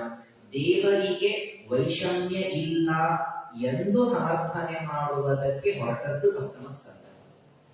ಆ ಸಂದರ್ಭದಲ್ಲಿ ಯುಧಿಷ್ಠಿರ ಹಾಗೂ ಮತ್ತೆ ನಾರದರ ಸಂವಾದವನ್ನು ಉಲ್ಲೇಖ ಮಾಡ್ತಾರೆ. ಅಲ್ಲಿ ಪ್ರಸಂಗ ಬಂದಾಗ ಶಿಶುಪಾಲನಲ್ಲಿ ಸಜೀವ ಇದ್ದ, ದುಷ್ಟ ಜೀವ ಇದ್ದ ಅಂತ ಹೇಳಿ ಕೊಟ್ಟಾಗ ಅವರ ಅವತಾರಗಳು ಏನು, ಶಾಪ ಏನು ಅದನ್ನೆಲ್ಲ ಕೇಳಿದ ಪ್ರಶ್ನೆಯ ಮೇಲೆ ಪ್ರಶ್ನೆಗೆ ಒಂದು ಪ್ರಶ್ನೆ ಬರ್ತಾ, ಆಗ 3 ಜನ್ಮಗಳನ್ನು ತಿಳಿಸುವಾಗ ಮೊದಲನೇ ಜನ್ಮ, ಆಗ ನರಸಿಂಹಾವತಾರದ ಪ್ರಸಕ್ತಿ ಬಂದಿತ್ತು. ಆ ನರಸಿಂಹಾವತಾರದ ಬಗ್ಗೆ ವಿಸ್ತಾರವಾಗಿ ಹೇಳಿ ಅಂತ ಕೂಡಲೇ ಸುಮಾರು ಅಧ್ಯಾಯಗಳಲ್ಲಿ ಒಂದು ಬ್ರಾಂಚ್ ಒಡೆದಂತೆ ನರಸಿಂಹಾವತಾರವನ್ನೇ ವಿಸ್ತಾರವಾಗಿ ಹೇಳುವುದಕ್ಕೆ ಅನೇಕ ಅಧ್ಯಾಯಗಳು ಹೊರಟುಬಿಡಿತು. ಆಮೇಲೆ ಮತ್ತೆ ಶುಕಾಚಾರ್ಯರು ಮತ್ತೆ ಸಮಪ್ ಮಾಡ್ತಾರೆ, ಮತ್ತೆ ಕನ್ಕ್ಲೂಡ್ ಮಾಡ್ತಾರೆ. ನೋಡಪ್ಪ, ಅದರಿಂದಾಗಿ ದೇವರಿಗೆ ಸರ್ವಥಾ ವೈಷಮ್ಯ ಇಲ್ಲ, ಪರಮಾತ್ಮ ಸಮಾನನೇ, ಅವರವರ ಯೋಗ್ಯತೆ ಅವರವರ ಕರ್ಮಕ್ಕೆ ತಕ್ಕಂತೆ ಪರಮಾತ್ಮ ಫಲ ಕೊಡುತ್ತಾನೆ ಹೊತ್ತು ದೇವರು ಎಂದಿಗೂ ಯಾರಿಗೂ ವಿಷಮನಾಗುವುದಿಲ್ಲ, ಯಾರಿಗೂ ಕರ್ಮ ಇದ್ದು ಫಲ ಕೊಡೋದಿಲ್ಲ ಅಂತಿಲ್ಲ. ಕರ್ಮ ಇದ್ದರೆ ಫಲ ಕೊಟ್ಟೇ ಕೊಡ್ತಾನೆ. ಇತ್ಯಾದಿಯಾಗಿ ದೇವರ ಒಂದು ಮಹಿಮೆಯನ್ನ ನಮಗೆ ಮನವರಿಕೆ ಮಾಡಿಸಿಕೊಡುವುದಕ್ಕಾಗಿ ಈ ಒಂದು ಸಪ್ತಮ ಸ್ಕಂದದ ಒಂದು ಭಾಗ. ಯುಧಿಷ್ಠಿರ ಹಾಗಾದ್ರೆ ನಾರದರೆ ನನಗೆ ಇನ್ನೂ ವರ್ಣಾಶ್ರಮಗಳ ಧರ್ಮಗಳನ್ನೆಲ್ಲ ಹೇಳಿ ನನಗೆ ಅಂತ ಪ್ರಶ್ನೆ ಮಾಡಿದಾಗ ಉಳಿದ ಅಧ್ಯಾಯಗಳಲ್ಲಿ ವರ್ಣಾಶ್ರಮ ಧರ್ಮಗಳು ಎಲ್ಲ ಪುರುಷರಿಗೂ ಸ್ತ್ರೀಯರಿಗೂ ಬ್ರಾಹ್ಮಣರಿಗೂ ಇತ್ಯಾದಿ, ಅದರಲ್ಲೂ ಬ್ರಹ್ಮಚರ್ಯ ಇತ್ಯಾದಿ ಎಲ್ಲ ಗೃಹಸ್ಥ ವಾನಪ್ರಸ್ಥ ಸನ್ಯಾಸ ಎಲ್ಲ ಧರ್ಮಗಳನ್ನು ಕೂಡ ವಿಸ್ತಾರವಾಗಿ ಹೇಳ್ತಾರೆ. ಸಪ್ತಮ ಸ್ಕಂಧ ಅಲ್ಲಿಗೆ ಮುಕ್ತಾಯವಾಗಿದೆ. ಆರಂಭದಿಂದ ವಿಸ್ತಾರವಾಗಿ ಕೇಳುವ ಪ್ರಯತ್ನವನ್ನು ಮಾಡೋಣ. ಬಹಳ ಚೆನ್ನಾಗಿದೆ. ಸಪ್ತಮ ಸ್ಕಂಧ ಯಾಕೆ ಮಹತ್ವದ್ದು ಅಂದ್ರೆ, ದೇವರ ಅನೇಕ ಗುಣಗಳನ್ನ ನಾವು ಮನಸ್ಸಿನಲ್ಲಿ ಮೇಲಿಂದ ಮೇಲೆ ಚಿಂತನೆ ಮಾಡುವುದಕ್ಕೆ ಬಹಳ ತುಂಬಾ ವಿಷಯಗಳನ್ನ ಒದಗಿಸುವ ಸ್ಕಂಧ ಇದು. ಆದ್ರಿಂದ ಬಹಳ ಮಹತ್ವ. ನಮ್ಮ ಜೀವನದಲ್ಲಿ ಪ್ರಾಯ ನಾವು ಕಷ್ಟ ಬಂದಾಗ ಇದು ಬಹಳ ಮಹತ್ವದ ಸ್ಕಂಧ. ಇದರ ಚಿಂತನೆಯೂ ಬಹಳ ಮಹತ್ವ. ನಮ್ಮ ಜೀವನದಲ್ಲಿ ಅನೇಕ ಸಮಸ್ಯೆಗಳು ಬರುವಂತದ್ದು ಸಹಜ ಬಂದೇ ಬರ್ತದೆ. ಪಾಪಕರ್ಮಗಳನ್ನು ಬೇಕಾದಷ್ಟು ಮಾಡ್ತಾ ಮಾಡಿದ್ದೇವೆ ಅಂದ್ಮೇಲೆ ಕಷ್ಟಗಳು ಬರೋದು ಸಹಜ. ಕಷ್ಟಗಳು ಬಂದಾಗ ಯಾಕೆ ನನಗೆ ಈ ಕಷ್ಟ ಬಂತು ಅನ್ನೋ ಪ್ರಶ್ನೆಯನ್ನು ನಾವೇ ಮಾಡಿಕೊಳ್ಳೋದು. ಯಾಕೆ ಈ ಕಷ್ಟ ಬಂತು ನನಗೆ? ಯಾಕೆ ದೇವರು ಈ ರೋಗ ಕೊಟ್ಟ? ನನಗೆ ಯಾಕೆ ರೋಗ ಬಂತು? ನಾನು ಯಾವಾಗಲೂ ನಾನು ಎಂದು ಹೊರಗೆ ತಿಂತವನಲ್ಲ, ನಾನು ಹಾಗೆಲ್ಲ ಅನಾಚಾರವನ್ನು ಮಾಡುವಂಥವನಲ್ಲ, ಆದ್ರೆ ನನಗೆ ಯಾಕೆ ಇದು ರೋಗ ಬಂತು? ನನಗೆ ಯಾಕೆ ಈ ಸಮಸ್ಯೆ ಬಂತು? ಏನೇನೋ ಪ್ರಶ್ನೆಗಳನ್ನ ನಮಗೆ ನಾವೇ ಮಾಡಿಕೊಳ್ತೇವೆ. ಕೆಲವು ಸಂದರ್ಭದಲ್ಲಿ ನೋಡಿದ್ದು ಇದೆ, ಪ್ರತ್ಯಕ್ಷ ನೋಡಿದ್ದಿದೆ. ಒಬ್ಬರ ಜೀವನದಲ್ಲಿ ಸಮಸ್ಯೆಗಳು ಬಂದಾಗ ದೇವರಿಗೆ ಅವರಿಂದ ಮಾಡಿದ್ದಾರೆ. ದೇವರು ಯಾಕೆ ಹೀಗೆ ಮಾಡ್ತಾನೆ ಗೊತ್ತಾಗೋದಿಲ್ವಾ ದೇವರಿಗೆ? ದೇವರಿಗೆ ಗೊತ್ತಾಗೋದಿಲ್ವಾ ಅಂತ ದೇವರಿಗೆ ಪ್ರಶ್ನೆ ಮಾಡಿದ್ದಾರೆ. ಎಂದೂ ತಪ್ಪು ಮಾಡಿಲ್ಲ ಅವರು, ಎಷ್ಟು ಒಳ್ಳೆಯ ಜನ, ಅವರಿಗೆ ಯಾಕೆ ಕಷ್ಟ ಕೊಡ್ತಾನೆ ದೇವರು? ಈ ದೇವರಿಗೆ ಕಣ್ಣಿಲ್ವಾ? ಏನಾದ್ರೂ ಮಾತಾಡಿಬಿಡ್ತಾರೆ. ಅವ್ರು ಮಾತಾಡೋದ್ರಲ್ಲಿ ಕದಾಚಿತ್ ನಮ್ಮಗೂ ಕೂಡ ಪ್ರಶ್ನೆಗಳು ಬರ್ತದೆ. ನಾನೇನ್ ತಪ್ಪೇ ಮಾಡಲಿಲ್ಲ, ನನಗೆ ಯಾಕೆ ಕಷ್ಟ ಬರಬೇಕು? ನನಗೆ ಯಾಕೆ ರೋಗ ಬರಬೇಕು? ನನಗೆ ಯಾಕೆ ಸಮಸ್ಯೆಗಳು ಬರಬೇಕು? ನಾನಾ ತರಹದ ಪ್ರಶ್ನೆಗಳನ್ನ ನಾವು ಸ್ಪಷ್ಟವಾಗಿಯಾದರೂ ಸರಿ, ಅಸ್ಪಷ್ಟವಾಗಿಯಾದರೂ ಸರಿ, ಮನಸ್ಸಿನಲ್ಲಿ ಏನೋ ಅಸ್ಪಷ್ಟವಾದ ಒಂದು ಕಡೆಗೆ ಮನಸ್ಸಿನಲ್ಲಿ ಒಂದು ತರಹದ ಆಕ್ಷೇಪ ಇರ್ತದೆ. ನಮಗೆ ಯಾಕೆ ಹೀಗಾಯ್ತು ನನಗೆ? ಆ ಆಕ್ಷೇಪಕ್ಕೆ ಪರಿಹಾರವನ್ನು ನಾವಿಲ್ಲಿ ಕಾಣಬಹುದು. ಇಲ್ಲಿ ಭಗವಂತ ಎಂದೆಂದಿಗೂ ಕೂಡ ತಾನು ವಿಷಮನಲ್ಲ, ಇನ್ನೊಬ್ಬರ ವಿಷಯ ಬಗ್ಗೆ ಮಾತ್ರ ತಿಳಿಯೋದಲ್ಲ. ಆ ಶಿಶುಪಾಲನಿಗೆ ಪರಮಾತ್ಮ ಸಮನಾಗಿಯೇ ಇದ್ದ. ಆ ಭಗವಂತ ತಾನು ಇನ್ನು ಜಯ ವಿಜಯದ ವಿಷಯದಲ್ಲಾಯಿತು, ಅಥವಾ ಇಂದ್ರನ ವಿಷಯದಲ್ಲಾಯಿತು, ಅಥವಾ ರುದ್ರಾಸುರನ ವಿಷಯದಲ್ಲಾಯಿತು, ಪರಮಾತ್ಮ ತಾನು ಸಮಾನನೇ. ಪರಮಾತ್ಮ ವಿಷಮನಲ್ಲ. ಅವರ ವಿಷಯದಲ್ಲಿ ಮಾತ್ರವಲ್ಲ, ನಮ್ಮ ವಿಷಯದಲ್ಲೂ ಪರಮಾತ್ಮ ಸಮಾನ ಎಂಬ ನಮ್ಮ ಜೀವನಕ್ಕೆ ಇದನ್ನ ಅಂಟಿಸಿಕೊಂಡು ನೋಡಬೇಕಾದಂತಹದ್ದು ಕಥೆ ಶ್ರೀಮದ್ ಭಾಗವತದ ಸಪ್ತಮ ಸ್ಕಂದದ ಒಂದು ವಿಚಾರ. ನಮ್ಮ ಜೀವನವೂ ಅಷ್ಟೇ. ಭಗವಂತ ಏನ್ ನೀಡುತ್ತಾನೆ, ನಮಗೆ ಏನ್ ನೀಡುತ್ತಾ ಇದ್ದಾನೆ, ನಮಗೇನೇನು ಪರಮಾತ್ಮ ನೀಡುತ್ತಾ ಇದ್ದಾನೆ, ಮುಂದೇನು ನೀಡುತ್ತಾನೆ, ಏನು ಕೊಡ್ತಾನೆ ನಮ್ಮ ಜೀವನದಲ್ಲಿ, ಸುಖವೋ ದುಃಖವೋ, ಎಲ್ಲ ಭಗವಂತ ನಮ್ಮ ಕರ್ಮಕ್ಕೆ ತಕ್ಕಂತೆ ನೀಡುತ್ತಾ ಇದ್ದಾನೆ ಹೊರತು ಯಾವುದೂ ಪರಮಾತ್ಮ ಅವನು ಏನೋ ನಮ್ಮ ಮೇಲಿನ ಅತಿಯಾದ ಪ್ರೀತಿಯಿಂದ ಸುಖವನ್ನ ನೀಡಿಲ್ಲ, ಅಥವಾ ನಮ್ಮ ಮೇಲೆ ಏನೋ ಸಿಟ್ಟಿಗೆ ಬಂದು ನಮ್ಮ ಮೇಲಿನ ದ್ವೇಷದಿಂದ ನಮಗೆ ದುಃಖವನ್ನು ನೀಡುತ್ತಾ ಇರೋದಿಲ್ಲ. ಪರಮಾತ್ಮ ಸುಖನೋ ದುಃಖನೋ ಏನು ನಮಗೆ ನೀಡುತ್ತಾನೆ, ನಮ್ಮ ಕರ್ಮ, ಯೋಗ್ಯತೆ, ಪ್ರಯತ್ನ ಎಲ್ಲವನ್ನ ಆಧರಿಸಿಕೊಂಡೇ ಪರಮಾತ್ಮ ತಾನು ಕೊಡ್ತಾನೆ ಹೊರತು ದೇವರಲ್ಲಿ ಯಾವ ದೋಷವೂ ಇಲ್ಲ ಎಂಬ ನಮ್ಮ ಜೀವನಕ್ಕೆ ಅಂಟಿಕೊಳ್ಳುವಂತಹ ಒಂದು ಕಥೆ. ಎರಡನೆಯದು, ಇದೇ ಸಂದರ್ಭದಲ್ಲಿ ಹಾಗಾದ್ರೆ ದೇವರಲ್ಲಿ ದೋಷ ಇಲ್ಲ ಅಂತ ಆಗತ್ತೆ, ಜೊತೆಗೆ ದೇವರಲ್ಲಿ ದೊಡ್ಡ ಗುಣ ಇದೆ.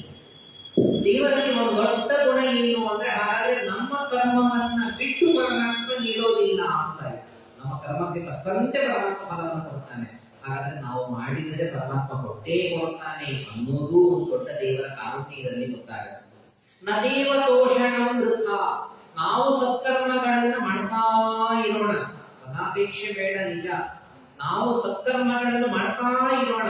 ಆ ಭಗವಂತ ನಮಗೆ ಮುಂದೆ ಒಳ್ಳೆಯದನ್ನು ಮಾಡೇ ಮಾಡ್ತಾನೆ. ಮಾಡಿದ ಸತ್ಕರ್ಮ ಎಂದಿಗೂ ವ್ಯರ್ಥವಾಗುವುದಿಲ್ಲ. ದೇವರು ವೈಷಮ್ಯವನ್ನ ಪಡೆದಿಲ್ಲ, ದೇವರು ಸಾಮ್ಯ ಪಡೆದಿದ್ದಾನೆ. ಕರ್ಮಕ್ಕೆ ತಕ್ಕಂತೆ ಫಲವನ್ನ ಕೊಡ್ತಾನೆ. ಆದ್ದರಿಂದಾಗಿ ನಾವು ಕರ್ಮ ಮಾಡಿದ ಮೇಲೆ ದೇವರು ಅದಕ್ಕೆ ತಕ್ಕಂತೆ ಒಳ್ಳೆ ಫಲವನ್ನ ಕೊಟ್ಟೇ ಕೊಡ್ತಾನೆ ಎಂಬ ಒಂದು ದೇವರ ಮೇಲೆ ಒಂದು ಭರವಸೆ, ನಂಬಿಕೆ ಹೆಚ್ಚಾಗುವುದಕ್ಕೂ ಈ ಒಂದು ಸಪ್ತಮ ಸ್ಕಂಧ ಇದು ನಮಗೆ ಬಹಳ ಸಹಾಯಕವಾಗುತ್ತೆ. ಪರಮಾತ್ಮ ನೀನು ಮಾಡಿದ್ದನ್ನ ಮರೆಯುವವನಲ್ಲ, ನಾವೆಲ್ಲ ಮರೆಯುವ ಜನ. ಕೃತಜ್ಞತೆಯನ್ನ ಪಡೆದವರು ನಾವೆಲ್ಲರೂ ಇದ್ದೇವೆ. ಆದ್ರೆ ದೇವರು ಎಂದಿಗೂ ತಾನು ಕೃತಜ್ಞನಲ್ಲ. ಮಾಡಿದ ಕರ್ಮವನ್ನ ಎಂದಿಗೂ ಪರಮಾತ್ಮ ಮರೆಯುವುದಿಲ್ಲ. ಅದನ್ನು ನೆನಪಿಟ್ಟುಕೊಳ್ಳುತ್ತಾನೆ ಪರಮಾತ್ಮ. ಆ ಕರ್ಮಕ್ಕೆ ಸರಿಯಾದ ಕಾಲದಲ್ಲಿ ಸರಿಯಾದ ಫಲವನ್ನ ಪರಮಾತ್ಮ ತಂದು ಒದಗಿಸ್ತಾನೆ. ಇದು ದೇವರಲ್ಲಿ ಕಾರುಣ್ಯ ಇದೆ ಅನ್ನುವುದನ್ನು ನಾವು ಸ್ಮರಿಸಿಕೊಳ್ಳಬೇಕು ಈ ಒಂದು ಸ್ಕಂದದಲ್ಲಿ. ಇಷ್ಟಾಗಿ ಕಷ್ಟ ಬಂದ್ರೆ ಏನು? ಅದನ್ನ ಎದುರಿಸುವಂತಹ ಸಾಮರ್ಥ್ಯ ನಮಗೆ ಇರೋದಿಲ್ವಲ್ಲ? ಅದಕ್ಕೂ ದೇವರಂತಾನೆ, ನಾನು ನರಸಿಂಹ ಅವತಾರವನ್ನು ತಾಳಿದ್ದೇನೆ, ಅದನ್ನ ನೆನೆಸಿಕೊಳ್ಳಿ. ಕಷ್ಟಗಳು ಬಂದಾಗ, ಕಷ್ಟಗಳು ದೇವರು ನಮ್ಮ ಕರ್ಮಾನುಸಾರವಾಗಿ ಕೊಡ್ತಾನೆ ನಿಜ, ಕೊಟ್ಟಾಗ ಅದನ್ನ ಎದುರಿಸುವ ಸಾಮರ್ಥ್ಯ ನಮಗಿಲ್ಲದೆ ಇದ್ದಾಗ ಕಷ್ಟಗಳನ್ನೇ ಪರಿಹರಿಸ್ತಾನೆ ಪರಮಾತ್ಮ. ಇದು ನರಸಿಂಹಾವತಾರದ ಒಂದು ರೂಪದಿಂದ ಪರಮಾತ್ಮ ತೋರಿಸಿಕೊಡ್ತಾನೆ. ನಾನು ನರಸಿಂಹನಾಗಿ ಇದ್ದೇನೆ, ಅದನ್ನು ಸ್ಮರಣೆ ಮಾಡಿ ಎಲ್ಲಾ ಕಷ್ಟಗಳ ನರಾಣಾಂ, ಎಲ್ಲ ಮನುಷ್ಯರ ನರರ ಕಷ್ಟಗಳನ್ನ ಹಿನಸ್ತಿ ಇತಿ ನರಸಿಂಹ, ಎಲ್ಲ ನರರ ಮನುಷ್ಯರ ಕಷ್ಟಗಳನ್ನ ಪರಿಹರಿಸುವುದಕ್ಕಾಗಿ ಪರಮಾತ್ಮ ತೆಗೆದುಕೊಂಡಂತಹ ಒಂದು ರೂಪ ನರಸಿಂಹ ರೂಪ. ಪ್ರಹ್ಲಾದರಾಜರಿಗೆ ಕಷ್ಟಗಳನ್ನ ಪರಿಹಾರ ಮಾಡಿದ್ದು ಮಾತ್ರವಲ್ಲ, ಮೇಲಿಂದ ಕಡೆಗೆ ಹಾಕಿದ್ದು, ವಿಷ ಕೊಟ್ಟದ್ದು, ಆನೆಗಳಿಂದ ತೊಡಿಸಿದ್ದು, ನಾನಾ ರೀತಿಯಾದಂತಹ ಕಷ್ಟಗಳು ಪ್ರಹ್ಲಾದರಾಜರಿಗೆ ಬಂದದ್ದು ಇದೆ. ಪ್ರಹ್ಲಾದರಾಜರಿಗೆ ಬಂದ ಕಷ್ಟಗಳ ಮುಂದೆ ನಮ್ಮ ಕಷ್ಟ ಬಹಳ ಕಡಿಮೆ.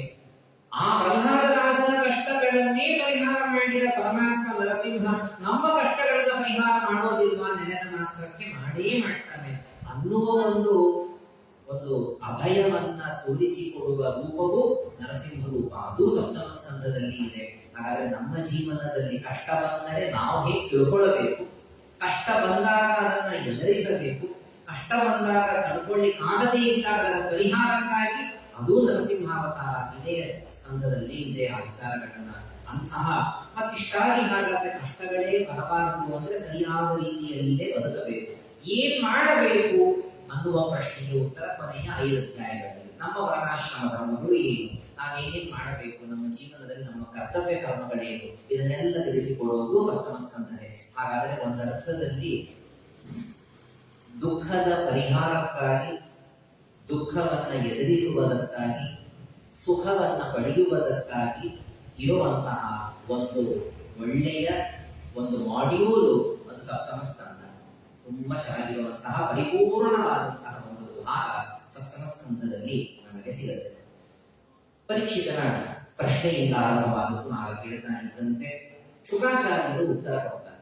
ಶುಕಾಚಾರ್ಯರಿಗೆ ಪ್ರಶ್ನೆ ಬಂದ ಕೂಡಲೇ, ಪ್ರಶ್ನೆ ಬಂದದ್ದು ಶುಕಾಚಾರ್ಯರಿಗೆ ಪರೀಕ್ಷಿತ ಮಾಡಿದ್ದು, ಭಗವಂತ ಸಮಾನ ಶಾಸ್ತ್ರದಲ್ಲಿ ಹೇಳಿದ್ದಾರೆ, ಆದರೆ ಪರಮಾತ್ಮ ವಿಷಮನಂತೆ ವರ್ತಿಸಿದನಲ್ಲ, ದೇವತೆಗಳ ಪಕ್ಷವನ್ನು ವಹಿಸಿದ, ದೈತ್ಯರಿಗೆ ತಾನು ದ್ರೋಹ ಮಾಡಿದ, ದೈತ್ಯರ ಸಂಹಾರಕ್ಕೆ ತಾನು ಕಾರಣನಾದ, ಅವನು ಹೇಗೆ ಸಮಾನನಾಗ್ತಾನೆ ಎಂಬ ಸಂಶಯ ನನಗೆ ಬಂದಿದೆ, ಅದನ್ನು ಪರಿಹಾರ ಮಾಡಬೇಕು ಅಂತ ಪರೀಕ್ಷಿತ ಪ್ರಶ್ನೆ ಕೇಳಿದ್ರು. ಅದಕ್ಕೆ ಶುಕಾಚಾರ್ಯರು ಉತ್ತರವನ್ನು ಹೇಳ್ತಾರೆ, ಬಹಳ ಒಳ್ಳೆಯ ಪ್ರಶ್ನೆ ಕೇಳಿದ್ಯಾ, ತುಂಬಾ ಒಳ್ಳೆ ಪ್ರಶ್ನೆ ಕೇಳಿದ್ಯಾ. ಯಾಕೆ ಅಂದ್ರೆ ದೇವರ ಬಗ್ಗೆ ಪ್ರಶ್ನೆ ಬಂದ ಕೂಡಲೇ ಅದು 2ರಲ್ಲಿ ಪರ್ಯವಸಾನವಾಗಬೇಕು. 2ರಲ್ಲಿ ಅದರ ಪೂರ್ಣ ಪರ್ಯವಸಾನವಾದರೆ ಅದು ನಮಗೆ ದೇವರಲ್ಲಿ ಭಕ್ತಿಯನ್ನ ಹೆಚ್ಚಿಸ್ತದೆ. ಪರೀಕ್ಷಿತ ಮಾಡಿದ ಪ್ರಶ್ನೆಯನ್ನ ಶುಕಾಚಾರ್ಯರು ಹೇಗೆ ಕಾಣ್ತಾ ಇದ್ದಾರೆ ಎಂದು ನಾವು ಕಂಡರೆ, ಕಾಣುವ ಪ್ರಯತ್ನ ಮಾಡಿದರೆ ಬಹಳ ಸಂತೋಷವಾಗತ್ತೆ. ಜನರ ಪ್ರಶ್ನೆಗಳನ್ನ ನಾವು ಹಾಗೆ ಕಾಣಬೇಕು, ಜೀವನದ ಸುಖ ದುಃಖಗಳನ್ನು ನಾವು ಹಾಗೆ ತಿಳಿಯಬೇಕು, ಭಗವಂತನ ಭಕ್ತಿ ಹೆಚ್ಚಿಸುವಂತೆ ತಿಳಿಯಬೇಕು. ಪರೀಕ್ಷಿತನ ಪ್ರಶ್ನೆಗೆ ಶುಕಾಚಾರ್ಯ ಹೇಳ್ತಾರೆ, ಸಾಧು ಪ್ರಶ್ನ ಮಹಾರಾಜ ಹರೇಶ್ ಚರಿತಂ ಅದ್ಭುತಂ ಯದ್ ಭಾಗವತ ಮಾಹಾತ್ಮ್ಯಂ ಭಗವದ್ ಭಕ್ತಿ ವರ್ಧನ. ನೀನೇನು ದೇವರ ಬಗ್ಗೆ ಒಂದು ಪ್ರಶ್ನೆ ಕೇಳಿದೆ, ದೇವರು ಸಮನೋ ವಿಷಮನೋ? ಹೇಳೋದು ಶಾಸ್ತ್ರದಲ್ಲಿ ಸಮ ಅಂತ, ಕಾಣೋದು ವಿಷಮನಂತೆ ಕಾಣ್ತಾ ಇದ್ದಾನೆ ದೇವರು ಎಂಬ ಪ್ರಶ್ನೆ ಕೇಳಿದ್ಯಲ್ಲ. ಈ ಪ್ರಶ್ನೆ ಕೇಳಿದ ಕೂಡಲೇ ನನಗೆ ದೇವರ ಅವನ ಸಾಮ್ಯದ ಎಲ್ಲ ವಿಚಾರಗಳು ಗಮನಕ್ಕೆ ಬಂತು. ಅದನ್ನು ನಾನು ನಿನಗೆ ಸಿದ್ಧಪಡಿಸಬೇಕಾದರೆ, ನಿನಗೆ ಅದನ್ನು ಚೆನ್ನಾಗಿ ಗಟ್ಟಿ ಮಾಡಿಕೊಡಬೇಕಾದರೆ ಪ್ರಹ್ಲಾದನ ಕಥೆ ಹೇಳಬೇಕು, ಶಿಶುಪಾಲನ ಕಥೆ ಹೇಳಬೇಕು, ಆ ಯುಧಿಷ್ಠಿರ ಹಾಗೂ ನಾರದರ ಸಂವಾದವನ್ನು ಹೇಳಬೇಕು, ಎಷ್ಟೆಲ್ಲ ಭಾಗವತರ ಜೀವನ ಚರಿತ್ರೆಯನ್ನು ನಿನಗೆ ಹೇಳಬೇಕು. ಅಷ್ಟೆಲ್ಲ ನನ್ನ ಗಮನಕ್ಕೆ ಬಂತು. ಅದು ಒಂದೊಳ್ಳೆ ಉಪಕಾರ ಮಾಡಿದ್ಯಪ್ಪ ನೀ ನನಗೆ. ಭಾಗವತರ ಚರಿತ್ರೆಯನ್ನ ನಾನು ಹೇಳುವಂತೆ ಆಗ್ತಾ ಇದೆ. ಭಗವಂತನಲ್ಲಿ ಭಕ್ತಿ ನನಗೆ ಹೆಚ್ಚಾಗುವಂತೆ ಆಗ್ತಾ ಇದೆ ನೀನು ಮಾಡಿದ ಪ್ರಶ್ನೆಯಿಂದ. ನನ್ನ ಮತ್ತೆ ಗಮನಕ್ಕೆ ಬಂತು, ಓ ದೇವರು ಎಷ್ಟು ತಾನು ಸಮ, ಆ ಪರಮಾತ್ಮ ಎಷ್ಟು ಭಕ್ತರ ಕರ್ಮಗಳನ್ನು ಒಂದೊಂದನ್ನು ಕೂಡ ನೆನಪಿಟ್ಟುಕೊಂಡು ತಾನು ಫಲವನ್ನು ಕೊಡ್ತಾನೆ. ಹಾಗಾದ್ರೆ ಸತ್ಕರ್ಮಗಳನ್ನೇ ಮಾಡ್ತಾ ಹೋದ್ರೆ ಎಷ್ಟು ನಮಗೆ ಒಳ್ಳೆಯದನ್ನ ಮಾಡ್ತಾನೆ ಆ ಪರಮಾತ್ಮ, ಎಷ್ಟು ಕರುಣಾಮಯ ಆ ಪರಮಾತ್ಮ. ಆ ಭಗವಂತ ನರಸಿಂಹಾದಿ ರೂಪಗಳಿಂದ ಭಕ್ತರ ಕಷ್ಟಗಳನ್ನು ಪರಿಹರಿಸುವಂಥವನು. ಈ ಎಲ್ಲ ಮಾತುಗಳು ಏಕಕಾಲದಲ್ಲಿ ಶುಕಾಚಾರ್ಯರ ಮನಸ್ಸಿನಲ್ಲಿ ರಶ್ಯಾಗಿ ಒಳಗೆ ಸೇರ್ಕೊಂಡ್ಬಿಟ್ಟು ಅವರಂತಾರೆ, ಭಗವದ್ ಭಕ್ತಿ ವರ್ಧನಂ. ಏನ್ ಪ್ರಶ್ನೆ ಕೇಳಿಯಪ್ಪ ನೀನು, ತುಂಬಾ ಒಳ್ಳೆ ಪ್ರಶ್ನೆ ಕೇಳಿಯ. ದೇವರಲ್ಲಿ ನನಗೆ ಭಕ್ತಿ ಹೆಚ್ಚಾಯಿತು. ಯಾಕೆ ಅಂದ್ರೆ ದೇವರ ಗುಣದ ಸ್ಮರಣೆಗಳು ಬಂತು, ದೇವರ ದೋಷಾಭಾವದ ಚಿಂತನೆ ನನಗೆ ಬಂತು. ಯಾವುದೇ ಪ್ರಶ್ನೆ, ಯಾವುದೇ ವಿಚಾರ, ಏನೇ ಕೇಳೋದು, ಏನೇ ನೋಡೋದು, ಏನೇ ನೋಡಿದರೂ ಕೂಡ ನಮಗೆ ದೇವರಲ್ಲಿ ಈ ದೋಷ ಇಲ್ಲ, ದೇವರಲ್ಲಿ ವಿಶಿಷ್ಟ ಗುಣ ಇದೆ ಎಂದು ದೇವರಲ್ಲಿ ದೋಷಾಭಾವದ ಚಿಂತನ, ದೇವರಲ್ಲಿ ಗುಣದ ಚಿಂತನ, ಇವೆರಡರಲ್ಲಿ ಅದು ಪರ್ಯವಸಾನವಾದರೆ ಭಗವದ್ ಭಕ್ತಿ ನಮ್ಮಲ್ಲಿ ತುಂಬಾ ಹೆಚ್ಚಾಗಿ ಬೆಳೆಯಲಿಕ್ಕೆ ಸಾಧ್ಯ. ಆ ಭಗವದ್ ಭಕ್ತಿಯನ್ನ ಬೆಳೆಸಿಕೊಳ್ಳುವಂತೆ ನಮ್ಮ ಜೀವನದ ಎಲ್ಲ ಒಂದೊಂದು ಕರ್ಮಗಳು, ಕರ್ಮ ಅಂದ್ರೆ ನಾನು ಊಟ ಮಾಡ್ತೇನೆ, ಊಟ ಮಾಡೋದು ಭಗವದ್ ಭಕ್ತಿ ಹೆಚ್ಚು ಮಾಡಿಸ್ಬೇಕು. ಸಾಧ್ಯವಿದೆಯಾ? ಊಟ ಮಾಡೋದು ಅದು ಭಗವದ್ ಭಕ್ತಿ ಹೆಚ್ಚು ಮಾಡಿಸ್ತದೆ? ತುಂಬಾ ಸುಲಭ. ಭಗವದ್ ಭಕ್ತಿ ಹೆಚ್ಚು ಮಾಡಿಸ್ಬೇಕು. ಭಗವದ್ ಭಕ್ತಿಯನ್ನು ಹೆಚ್ಚು ಮಾಡಿಸ್ಲಿಕ್ಕೆ ನಾವು ಮಾಡುವ ಊಟ ಅಂತ ಒಂದು ಕರ್ಮ ಕಾರಣವಾಗುತ್ತೆ. ಊಟ ಮಾಡಿದಾಗ ಪದಾರ್ಥಗಳನ್ನು ಹುಟ್ಟಿಸಿದವನು ದೇವರು, ಆ ಗುಣದ ಚಿಂತನೆ ಮತ್ತು ಸೃಷ್ಟಿಕರ್ತೃತ್ವ, ಭಗವಂತನಲ್ಲಿ ಭಕ್ತಿ ಹೆಚ್ಚಾಗತ್ತೆ. ಭಗವಂತ ಪಚಾಮ್ಯನ್ನಂ ಚತುರ್ವಿಧಂ, ಗೀತೆಯ ಆ ಮಾತು ಭಕ್ತಿಯನ್ನು ಹೆಚ್ಚು ಮಾಡುತ್ತೆ. ಭಗವಂತನಲ್ಲಿ ನಮ್ಮಂತೆ ದೋಷ ಇಲ್ಲ, ನಮಗೆ ಆಹಾರವನ್ನು ಬಿಟ್ಟು ಇರಲು ಸಾಧ್ಯ ಇಲ್ಲ. ಭಗವಂತ ಆಹಾರ ಬಿಟ್ಟು ಇರಲು ಸಾಧ್ಯವಾ? ಅವಶ್ಯವಾಗಿ. ಹಾಗಾದ್ರೆ ದೇವರಲ್ಲಿ ಈ ನಮ್ಮಲ್ಲಿ ಇರುವ ಆಹಾರದಿಂದಲೇ ನಮಗೆ ಪುಷ್ಟಿ, ಆಹಾರದಿಂದಲೇ ತುಷ್ಟಿ ಅನ್ನುವ ಅನಿವಾರ್ಯತೆ, ಈ ದೋಷ ನಮಗೆ, ದೇವರಿಗೆ ದೋಷ ಇಲ್ಲ, ಅವರು ವಿಲಕ್ಷಣ ಎಂಬ ಭಕ್ತಿಯವನ ಗುಣ ಚಿಂತನ ಬರ್ತದೆ, ದೋಷಾಭಾವದ ಚಿಂತನ ಬರ್ತದೆ. ಹೀಗೆ ಒಂದೆರಡು ಮಾತನ್ನು ತೋರಿಸಿಕೊಟ್ಟದ್ದು. ಪ್ರತಿಯೊಂದು ಜೀವನದ ಸಂದರ್ಭ, ಏನನ್ನೇ ನೋಡಿದಾಗ, ಏನನ್ನೇ ಕೇಳಿದಾಗ, ಯಾವುದೇ ಕೆಲಸ ಮಾಡುವಾಗ, ಕೆಲಸ ಮಾಡ್ತಾ ಇದ್ದವರನ್ನು ನೋಡಿದಾಗ ಎಲ್ಲ ದೋಷಗಳು ದೇವರಲ್ಲಿ ಇಲ್ಲ, ಎಲ್ಲಾ ಗುಣಗಳು ದೇವರಲ್ಲಿ ಇದೆ, ಒಂದಕ್ಕೊಂದು ಸಂಬಂಧ ಕೊಡುವಂತಹ ಗುಣಗಳು ದೇವರಲ್ಲಿ ಇದೆ ಅಂತ ತಿಳಿದಂತೆ ಭಗವದ್ ಭಕ್ತಿ ಅದು ತುಂಬಾ ಚೆನ್ನಾಗಿ ಮಲ್ಟಿಪಲ್ ಟೈಮ್ಸ್ ಬೆಳೀತಾ ಹೋಗ್ತಿರ್ತದೆ. ಇದು ದೊಡ್ಡವರಲ್ಲಿ, ಜ್ಞಾನಿಗಳಲ್ಲಿ ಆಗುವಂತಹ ಕ್ರಮ ಇದೆ. ಅವರು ಕಣ್ಣು ಮುಚ್ಕೊಂಡು ಕೂತಿರಬಹುದು, ಕಣ್ತೆಕೊಂಡೇ ಕೂತಿರಬಹುದು, ಏನೋ ಆಲೋಚನಾದಲ್ಲಿ ಮಗ್ನರಾದಂತೆ ಇರಬಹುದು, ಒಳಗೆ ಭಕ್ತಿಯ ಆನಂದವಾಗ್ತಾ ಇರ್ತದೆ. ಸಾಮಾನ್ಯರಿಗೆ ನಮಗೆ ಸಾಮಾನ್ಯ ವಿಚಾರಗಳಲ್ಲೇ ಮುಳುಗಿರುತ್ತೇವೆ. ಊಟ ಆಯ್ತಾ, ಏನ್ ತಿಂದ್ರೆ, ಏನ್ ರುಚಿ ಇತ್ತು, ಮತ್ತೊಂದೇನಿತ್ತು, ದೇವರು ಎಲ್ಲೂ ಹತ್ರನೂ ಬರೋದಿಲ್ಲ. ನಮಗೆ ದೇವರು ಹತ್ರ ಬರೋದೇ ಇಲ್ಲ, ಬರೀ ಬೇರೆ ವಿಚಾರಗಳಲ್ಲೇ ನಾವು ಭಕ್ತರಾಗಿರ್ತೇವೆ. ಜ್ಞಾನಿಗಳು ಒಂದೊಂದು ಪ್ರಶ್ನೆಯನ್ನು ಅವರು ಹೇಗೆ ವ್ಯೂ ಮಾಡ್ತಾರೆ, ಹೇಗೆ ಅವರು ಅದನ್ನು ಕಾಣುತ್ತಾರೆ ಅನ್ನುವುದನ್ನು ನೋಡಿದಾಗ ಬಹಳ ಆಶ್ಚರ್ಯವಾಗತ್ತೆ, ಸಂತೋಷವಾಗತ್ತೆ. ನಮಗೂ ಒಂದು ನಡೆಯುವುದಕ್ಕೆ ಇದು ಒಂದು ಕ್ರಮ. ಹೀಗೆ ನಾವು ನಡೆಯುವ ಪ್ರಯತ್ನವನ್ನ ಕಿಂಚಿತ್ತಾಗಿ ಮಾಡಬೇಕು. ಅಲ್ಲ, ಕಿಂಚಿತ್ತಾಗಿ ಅಂತಂದ್ರೆ ಆಗೋದೇ ಕಿಂಚಿತ್, ಬಹಳ ಪ್ರಯತ್ನ ಮಾಡಬೇಕು, ಆಗೋದು ಸ್ವಲ್ಪ ಆಗಬೇಕು. ಸಾಧು ಭ್ರಷ್ಟ ಮಹಾರಾಜ ಹರೇಶ್ಚರಿತ ಅದ್ಭುತಂ ಯದ್ ಭಾಗವತ ಮಹಾತ್ಮ್ಯಂ ಭಗವದ್ ಭಕ್ತಿ ವರ್ಧನ. ಅದೇ ಪ್ರಧಾನವಾಗಿ ಜೀವನದಲ್ಲಿ ನಾವು ಸಾಧಿಸಿಕೊಳ್ಳಬೇಕಾದಂತೆ ಇದು ಸಾಧನೆ ಆಯ್ತಾ, ಏನು ಯಾವುದದ್ದು ಅದಕ್ಕೆ ಇರೋದಿಲ್ಲ. ಭಗವದ್ಭಕ್ತಿ ಬೆಳೆಸ್ಕೊಂಡ್ವಿ, ಭಗವದ್ಭಕ್ತಿಯನ್ನು ಚೆನ್ನಾಗಿ ಪಡೆದ್ವಿ, ಇನ್ಯಾವುದೂ ನಮ್ಮ ಜೀವನದಲ್ಲಿ ಬೇಕೇ ಆಗಿಲ್ಲ. ಅಷ್ಟು ಮಹತ್ವದ ಒಂದು ಸಾಧನೆ, ಒಂದು ಫಲ, ಬದುಕಿನ ಒಂದು ಸಾಫಲ್ಯ ಅದು ಭಗವದ್ಭಕ್ತಿಯನ್ನು ಪಡೆಯುವಂಥದ್ದು. ಹಾಗಾಗಿ ಈ ಭಗವದ್ಭಕ್ತಿಯನ್ನ ಶುಕಾಚಾರ್ಯರು ಪ್ರತಿ ಕ್ಷಣದಲ್ಲಿ ಬೆಳೆಸ್ಕೊಳ್ತಾರೆ. ಪ್ರಶ್ನೆ ಕೇಳಿದ ಕೂಡಲೇ ಇವರಿಗೆ ಆನಂದವಾಯಿತು. ಈ ಪ್ರಶ್ನೆ ಕೇಳಿದ್ದೇನು, ನಮ್ಮ ಪ್ರಶ್ನೆ ಕೇಳಿದ್ರೆ ಹೇಗೆ ಉತ್ತರ ಕೊಡ್ತೇವೆ? ದೇವರಲ್ಲಿ ಸಾಮ್ಯನೋ ವೈಷಮ್ಯನೋ? ಪ್ರಶ್ನೆ ಕೇಳಿದ್ರು ಇಲ್ಲ, ನಾನು ಶಾಸ್ತ್ರ ಓದಿದ್ದೀನಿ, ದೇವರಲ್ಲಿ ಸಾಮ್ಯನೇ, ಅವನು ಎಂದೂ ಯಾವ ದೋಷನೂ ಇಲ್ಲ. ವಾಕ್ಯಾರ್ಥದಲ್ಲಿ ಪರ್ಯವಸಾನವಾಗತ್ತೆ, ಭಕ್ತಿಯಲ್ಲಿ ಪರ್ಯವಸಾನವಾಗುವುದು. ನನಗೆ ಗೊತ್ತಿದೆ ವಿಚಾರ, ನಾನು ಅದನ್ನು ನಿಮಗೆ ನಾನು ಅದನ್ನ ಮನವರಿಕೆ ಮಾಡ್ತೀನಿ, ವಿಚಾರ ಗೊತ್ತಿದೆ, ವಿಚಾರ ನಿಮಗೆ ಕನ್ವಿನ್ಸ್ ಆಗುವಂತೆ ನಾನು ಹೇಳಬಲ್ಲೆ, ಇಷ್ಟರಲ್ಲಿ ಉಳಿಯುತ್ತದೆ. ಮತ್ತೆ ಅದು ದೇವರಲ್ಲಿ ಭಕ್ತಿ, ದೇವರ ಗುಣಚಿಂತನ, ದೇವರಲ್ಲಿ ಆ ದೇವರ ಗುಣವನ್ನ ಮನಸ್ಸಿಗೆ ತಂದುಕೊಂಡು ಕಣ್ಣಲ್ಲಿ ನೀರು ಬರುವಂತಹದ್ದು ಈ ಯಾವ ಮಟ್ಟ ಕೊಟ್ಟೋದೇ ಇಲ್ಲ. ಇದು ಶುಕಾಚಾರ್ಯರು ಭಗವದ್ ಭಕ್ತಿ ವರ್ಧನ ಬಹಳ ಮಹತ್ವದ ವಿಚಾರಗಳು. ಗೀಯತೆ ಪರಮಂ ಪುಣ್ಯಂ ಋಷಿಭಿಃ ನಾರದಾದಿಭಿಃ ನತ್ವಾ ಕೃಷ್ಣಾಯ ಮುನಯೇ ಕಥಯಿಷ್ಯೆ ಹರೇ ಕಥಾ. ಬಹಳ ಶ್ರೇಷ್ಠವಾದಂತಹ ಒಂದು ಕಥೆ ಇದೆ, ಅತ್ಯಂತ ಪುಣ್ಯಕರವಾದಂತಹದ್ದು. ಇದನ್ನೆಲ್ಲ ಕೇಳೋದ್ರಿಂದ ಮಹಾಪುಣ್ಯವೂ ಸಿಗತ್ತೆ, ದೇವರನ್ನೂ ಕೊಡುತ್ತಾನೆ. ದೇವರ ಕಥೆ ಕೇಳಿದ್ರೆ ಪುಣ್ಯ ಯಾಕೆ ಪಡಬೇಕು ಅವನು? ದೇವರ ಕಥೆ ಕೇಳ್ತೀವಲ್ಲ, ಪುಣ್ಯ ಯಾಕೆ ಕೊಡ್ಬೇಕು? ಇದು ದೇವರ ಕಾರುಣ್ಯ. ಮತ್ತೆ ದೇವರ ಕಥೆಯನ್ನ ಕೇಳಿದರೆ ಶ್ರೀಮದ್ ಭಾಗವತ, ಸಪ್ತಮ ಸ್ಕಂಧ ಇತ್ಯಾದಿ ಯಾವುದೇ ಸ್ಕಂಧ, ಸಚ್ಚಾಸ್ತ್ರ ಇದನ್ನ ಕೇಳ್ತಾ ಇದ್ದರೆ ಜ್ಞಾನ ಕೊಡುತ್ತಾನೆ, ಆನಂದ ಕೊಡುತ್ತಾನೆ, ಕಷ್ಟ ಪರಿಹಾರ ಮಾಡ್ತಾನೆ, ಪುಣ್ಯವನ್ನೂ ಕೊಡುತ್ತಾನೆ, ನಮ್ಮ ಅಕೌಂಟಲ್ಲಿ ಪುಣ್ಯ ಹಾಕ್ತಾ ಇರ್ತಾನೆ. ಓದುವುದಕ್ಕೋದವರಿಗೇನೆ ಸ್ಟೈಪೆಂಡ್ ಕೊಡ್ತಿರ್ತಾರೆ. ಓದುವುದಕ್ಕೆ ಏನಿಲ್ಲ, ಅವರು ತಮ್ಮ ಜ್ಞಾನವನ್ನ ಪಡ್ಕೋತಿರ್ತಾರೆ, ಅವರ ಲಾಭ ಮಾಡ್ಕೋತಿದ್ದಾರೆ ಜ್ಞಾನವನ್ನ ಪಡ್ಕೊಂಡು. ಪಾಪ ಸಂಸ್ಥೆಯವರು ಸ್ಟೈಫಂಡ್ ಕೊಡ್ತಿರ್ತಾರೆ. ಏನು ಓದ್ಲಿಕ್ಕೆ ಬಂದಿರಲ್ಲ ಸಾಕು, ಅದೇ ದೊಡ್ಡ ಕೆಲಸ ಮುಂದಿಗೆ ಅಂತ ಹೇಳಿ ಎಷ್ಟೋ ತಿಂಗಳಿಗೆ ಇಷ್ಟು ಮುಂದೆ ಕೊಡ್ತಿರ್ತಾರೆ. ನಮ್ಮ ಶಾಸ್ತ್ರಕಾರರ ಪ್ರಾಚೀನ ಪದ್ಧತಿಯನ್ನ ಇವತ್ತಿನವರು ಅನುಸರಿಸ್ತಾ ಇದ್ದಾರೆ. ಶ್ರೀಮದ್ ಭಾಗವತವನ್ನು ಓದೋಣ, ನಮ್ಮ ಜ್ಞಾನಕ್ಕಾಗಿ ನಾವು ಓದೋಣ, ಶಾಸ್ತ್ರವನ್ನು ತಿಳಿಯೋಣ, ನಮಗೆ ಒಳ್ಳೇದಾಗಬೇಕು ಅಂತ ನಾವು ತಿಳಿಯೋಣ. ಜೊತೆಗೆ ದೇವರು ನಮ್ಮ ಪುಣ್ಯನೂ ಹಾಕ್ತಿರ್ತಾನೆ ಅಕೌಂಟಿಂಗ್. ಇದು ಗೀಯತೆ ಪರಮಂ ಪುಣ್ಯಂ, ಬಹಳ ಶ್ರೇಷ್ಠವಾದಂತಹ ಪುಣ್ಯಪ್ರದವಾದದ್ದು, ಜ್ಞಾನಪ್ರದವಾದದ್ದು, ಭಕ್ತಿವರ್ಧಕವಾದದ್ದು. ನಾರದಾದಿ ಋಷಿಗಳು ಇದನ್ನ ಆ ರೀತಿಯಲ್ಲಿ ನಿತ್ಯದ ಸ್ತೋತ್ರ ಮಾಡ್ತಾರೆ. ನಾರದಾದಿಗಳು ನಿತ್ಯದ ಕೆಲಸ ಇದೆ. ನಾರದಾದಿಗಳನ್ನ ನಿತ್ಯ ತಾವು ಇದನ್ನ ಶ್ರವಣ ಮಾಡ್ತಾರೆ, ಗಾನ ಮಾಡ್ತಾರೆ, ನಿತ್ಯದಲ್ಲಿ ಇದನ್ನು ಪಾರಾಯಣ ಮಾಡ್ತಿರ್ತಾರೆ. ಬಹಳ ಶ್ರೇಷ್ಠವಾದಂತಹದ್ದು. ಅಂತಹ ಕಥೆಯನ್ನ ನಾನು ಹೇಳುತ್ತೇನೆ.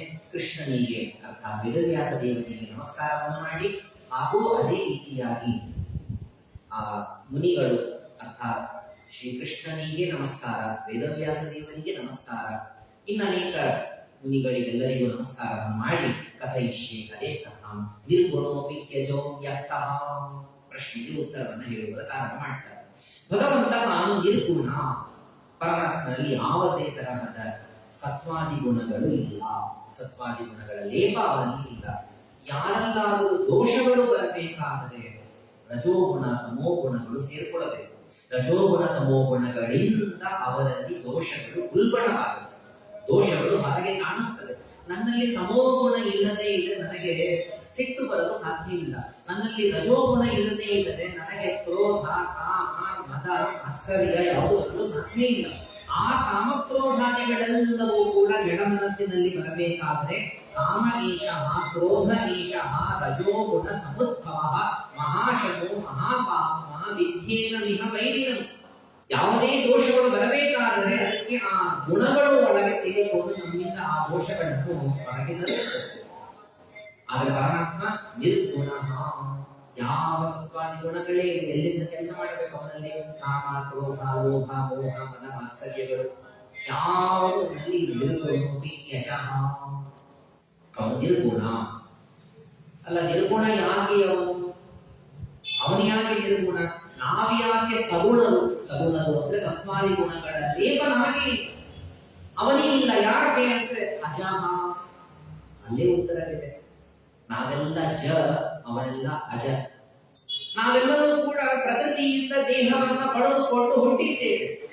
ಸತ್ವಾದಿ ಗುಣಾತ್ಮಕವಾದ ಪ್ರಕೃತಿ, ಆ ಸತ್ವಾದಿ ಗುಣಗಳಿಂದಲೇ ನಮಗೆ ದೇಹ ಬಂದಿದೆ. ಇವತ್ತು ನಮ್ಮ ಶರೀರ, ನಾವು ಉಣ್ಣುವ ಆಹಾರ, ನಾವು ಕುಡಿಯುವ ನೀರು, ತೆಗೆದುಕೊಳ್ಳುವ ಗಾಳಿ, ನಮ್ಮ ಸಂಪರ್ಕದಲ್ಲಿರುವಂತಹ ಪದಾರ್ಥಗಳು ಎಲ್ಲವೂ ಗುಣಾತ್ಮಕ, ಗುಣಬದ್ಧವಾದ ಗುಣಾತ್ಮಕವಾದ ಪದಾರ್ಥಗಳನ್ನೇ ನಮ್ಮ ಸುತ್ತಮುತ್ತಲು ಇಟ್ಟುಕೊಂಡು ನನಗೆ ಗುಣ ಸಂಪರ್ಕ ಬರಬಾರದು ಅಂದರೆ ಹೇಗೆ ಸಾಧ್ಯ?